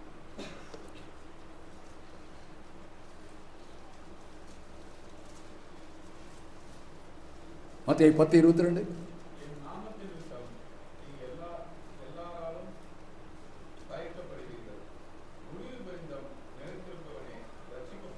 என்னுடைய நாமத்தினாலே எல்லாராலும் நீங்கள் என்ன செய்யப்படுவீர்கள்? பயிக்கப்படுவீர்கள். யாருக்கு சொல்றாரு? அவர் தேர்ந்தெடுத்த அப்போஸ்தலர்களுக்கு இப்ப சொல்றாரு, என்னுடைய நாமத்தின் நிமித்தம் நீங்க பயிக்கப்படுவீர்கள், பல வகையான போராட்டங்கள் துன்பத்திற்குள்ள நீங்கள் ஆளாக்கப்படுவீர்கள், முடிவு பரியந்தம் நிலைத்திருப்பவனே ரட்சிக்கப்படுவான். அந்த 12 பேர்ல யூதாஸ் கடைசி முடிவு பரியந்தம் இருந்தானா? முடியல. இயேசு கிறிஸ்துவை காட்டி கொடுத்தான், அகால மரணம் அடைந்தான், அவன் ஒரு பாதாளத்துக்குரியவனாக மாற்றப்பட்டான். அதே போல நீங்களும் நானும் கூட பெற்றுக்கொண்ட அந்த ரட்சிப்பு இன்றைக்கு அதை பாதுகாத்து கொண்டு அதை நிறைவேறுவதற்கு நாம் பிரயாசப்பட்டு கொண்டே இருப்போமானால் அதனாலே தான் நித்திய ஜீவனை அடைய முடியுமே தவிர வேறு எதுவும் அல்ல. அதனால்தான் சொல்றாரு, நீங்கள் பெற்றுக்கொண்ட அந்த ரட்சிப்பு நிறைவேற முடிய பரியந்தம் நீங்கள் என்ன செய்யணும்? இங்க இப்பொழுதும் அதிக பயத்தோடும் நடுக்கத்தோடும் 2 காரியத்தை சொல்றார். அந்த ரட்சிப்பு நிறைவேறதுக்கு என்னென்ன வேணுமாமா? பயம் வேணும், நடுக்கம் வேணும். எதை குறித்து பயப்படுறோம்? நிறைய பயம் இருக்கு, நிறைய பயமான விஷயங்கள் இருக்கு. ஐயோ, என் பிள்ளைகளை எப்படிதான் இந்த சொசைட்டியில் பாதுகாத்து நான் இது பண்ணுமோ, பயம் இருக்கு. என் பொருட்களெல்லாம் லட்சம் தாண்டி போயிடுச்சு சவரனுக்கு, அதை பாதுகாத்து வச்சுட்டு இருக்கிறதே ஒரு பெரிய விஷயமா இருக்கு இல்லையா? இப்பெல்லாம் கழுத்தில் போட்டு நடக்க முடியாது. இப்போ எல்லாருமே பெண்டிகஸ்ட் ஆளாயிருவாங்க. கொஞ்ச நாளில் எல்லாருமே பெண்டிகஸ்டுடைய மாடலுக்கு திரும்பிடுவாங்க, வெறுங்கழுத்தான் நடக்க ஆரம்பிச்சிருவாங்க இல்லையா? ஏன்னா லட்சம் தாண்டி போயிட்டே இருக்கு. என்னைக்கு கழுத்துக்கு கத்தி வரும், எப்பொழுது இழுத்துட்டு போவாங்கன்னே தெரியாது. அதனால எதுக்கடா வம்புன்னு சொல்லிட்டு இப்போ அதை வீட்டுக்குள்ளே வச்சு அதை பாதாளத்தில் வச்சு பூட்டி வச்சுட்டு பத்திரமா காத்துக்கிட்டு இருக்கிறோம் இல்லையா? சரி, அது எப்படியோ ஆக ஏதோ ஒரு வகையில் நம்ம பார்க்கும்போது நம்முடைய ரட்சிப்பு நிறைவேற நம்ம என்ன செய்யணும்? நாம் பிரயாசப்படணும், அதற்காக நம்ம உழைக்கணும், அதற்காக நம்ம இருக்கணும். அப்போது அதை நிறைவேறதுக்கும் அதுக்குரிய காரியத்தை அடையிறதுக்கும் நமக்குள்ள ஒரு பயம் வேணும், ஒரு பயம் வேணும். என்றைக்கு படிக்கிற பிள்ளைக்கு ஸ்கூல் மீதும் அந்த ஆசிரியர் மீதும் ஒரு பயம் இருக்கோ அந்த பிள்ளை நல்லா படிச்சிடும், கரெக்டாக ஹோம்ஒர்க் பண்ணிடுவான் இல்லையா? ஸ்கூல் மேலே பயம் இல்லை, டீச்சர்ஸ் பார்த்தா பயம் இல்லை, பெற்றோர்களை பார்த்தா பயம் இல்லை, எதுக்கும் துணிவான பதில் சொல்ல முடியும்னாக்க அவன் ஹோம்ஒர்க் பண்ண மாட்டான், சரி எழுத மாட்டான், படிக்க மாட்டான். யாருக்கெல்லாம் கர்த்தர் மீது பயம் இருக்கோ அவர்கள் தான் என்ன செய்ய முடியும்? கர்த்தருடைய அந்த ரட்சிப்பை பாதுகாத்து கொண்டு, கர்த்தருக்குள் பெற்றுக்கொண்ட ரட்சிப்பை பாதுகாத்து கொண்டு அவர்கள் கடைசி வரைக்கும் அதை நிறைவேற்றுவதற்காக பிரயாசப்பட முடியும். அவர் மீது பயம் இல்லைன்னா அது செய்ய முடியாது. கர்த்தருக்குரிய பயம் நமக்குள்ள இருக்கணும். இரண்டாவதாக நடுக்கத்தோடுன்னு சொல்றாரு. நடுக்கத்தோடு நிறைய விஷயத்துல நம்ம நடுக்கிறோம் இல்லையா? ஆனால் இந்த ஆவிக்குரிய காரியத்தில் இங்க பவுல் சொல்றாரு, அந்த உங்களுடைய ஆத்துமாவை நீங்கள் காத்து கொள்வதற்கு உங்களுக்குள்ள ஒரு வகையான பயமும் நடுக்கமும் இருக்கணும்னு சொல்றாரு. அந்த பயமும் நடுக்கமும் உங்களுக்குள்ள வரணும்னா அடிக்கடி எதை நினைக்கணும்னா அந்த நரகத்தையே நினைச்சிட்டு இருங்க. அந்த ஐஸ்வர்யவான் அங்க போய் எப்படி வேதனைப்பட்டான், அவன் சொன்ன ஸ்டேட்மெண்ட் அதை படிச்சுட்டே இருங்க. எப்படியெல்லாம் அவன் ஒரு சொட்டு தண்ணீராக எனக்கு வேணும்னு கேட்டானே, தண்ணி கிடையாது, வேதனை, அக்னி. ஒவ்வொரு ஒரு 100 டிகிரிக்கு மேல வெயில் போயிடுச்சுன்னு இங்க தாங்க முடியறதுல உடம்பெல்லாம் எரிச்சல் எடுத்துருது. அங்க அக்னிக்குள்ள இந்த ஆத்மா அங்க வேகுதுன்னா எப்படி இருக்கும் நினைச்சிட்டே இருக்க. அப்ப ஆட்டோமேட்டிக்கா நமக்குள்ள ஒரு நடுக்கம் வரும், ஐயோ அந்த இடத்துக்கு நான் போகவே கூடாது, நான் கர்த்தர் இடத்துக்கு போயிடணும் அப்படின்ற அந்த பயமும் நடுக்கமும் நமக்கு உருவாகும். அப்போ அது உருவாகணும்னா நீங்க எதை நினைக்கணும்? நரகத்தை நினச்சிருங்க, அதை மறந்துடாதீங்க. அதை மறந்து போகிறதுனால தான் நம்ம வந்து என்னமோ ஒரு ஹாயாக நம்ம வாழ்ந்துட்டு இருக்கிறோம். நரகத்தை அடிக்கடி நினச்சிட்டே இருங்க, அந்த ஆக்கினி தீர்ப்பை அடிக்கடி நினச்சிட்டே இருங்க. அப்போ தான் நமக்கு அந்த பயம் நமக்குள்ள உண்டாகும். இந்த நடுக்கத்தை குறித்து சொல்லும்போது ஒரு காரியத்தை சொல்கிறார் பாருங்க. யாக்கோபு 2ஆம் அதிகாரம்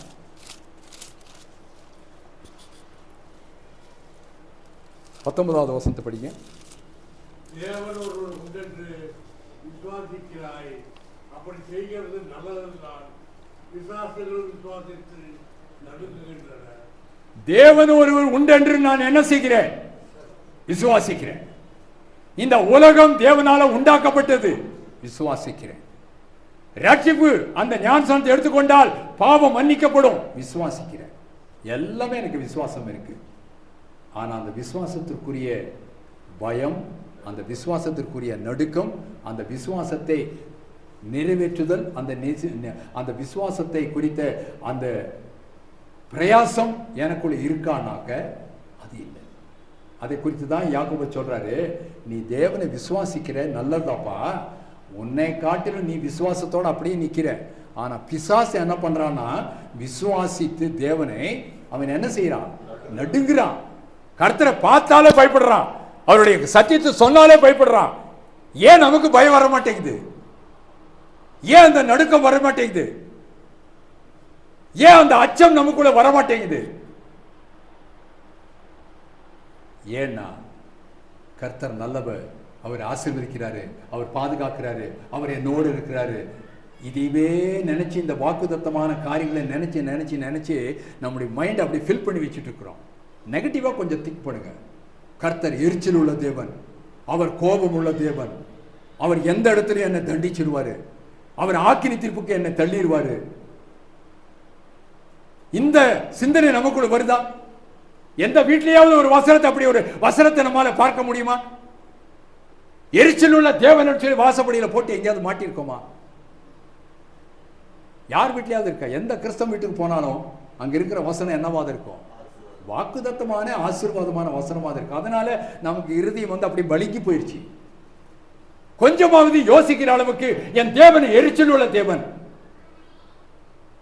அதை எழுதி போட்டிருந்தா அதை பார்க்கும் போதெல்லாம் நமக்கு பயம் வரும். என் தேவன் மகா கோபம் உள்ள தேவன், வசனம் இருக்கு, எடுத்து போடுங்க. அவர் என்னை நரகத்தில் தள்ளக்கூடியவர், தீர்மானிக்கிறவர், எடுத்து போடுங்க. அப்ப பார்க்கும் போதெல்லாம் அந்த நரகம் ஞாபகத்துக்கு வரும். அதை விட்டுட்டு சும்மா என்னை ஆசீர்வதிக்கிறாரு, என்னை பாதுகாப்பாரு, என்னை போக்கிலும் வரத்திலும் காத்துக்கிட்டு இருப்பாரு, இப்படியே வாக்குத்தத்தமான ஆசீர்வாதமான வசனங்களை சுத்தி எழுதி போட்டு, போன்லையும் வச்சு வண்டியிலையும் எழுதி போட்டு, எந்த இடத்துல பார்த்தாலும் வாக்குத்தத்தமான வசனங்கள் தான். அதை தவிர வேற ஒண்ணுமே கிடையாது. தேவனுடைய ஒரு சைடை பார்க்கிறோம், இன்னொரு முகத்தை பார்க்கறது இல்லையே. அவர் அன்புள்ள தேவன் தான், அதே சமயத்தில் அவர் எரிச்சல் உள்ள தேவன், அதையும் பார்க்கணும் இல்லையா? அப்போ செய்ய வேண்டிய காரியம் என்ன? ரட்சிப்பு நிறைவேற நீங்கள் பிரயாசப்படுங்கள். அது சாதாரணமா இல்லை, பயத்தோடும் நடுக்கத்தோடும் அந்த ரட்சிப்பு நிறைவேற நீங்கள் பிரயாசப்படுங்கள். கர்த்தர் உங்களை ஆசீர்வதிப்பாராக. ஏதோ ரட்சிப்பை நான் பெற்றுக்கொண்டேன், என்னுடைய கடமை முடிந்தது, இதோட தீர்ந்தது, அவ்வளோதான், ஏதோ ஞானஸ்நானம் எடுத்தேன், ஒரு சபையில வந்துட்டேன் என்பது அல்ல. ஒவ்வொரு நாளும் ஒவ்வொரு நொடி பொழுதிலும் இன்றையிலிருந்து ஒரு மருத்துவர் சொன்ன ஒரே ஒரு காரியத்தை சொல்லி நான் முடிக்கிறேன்.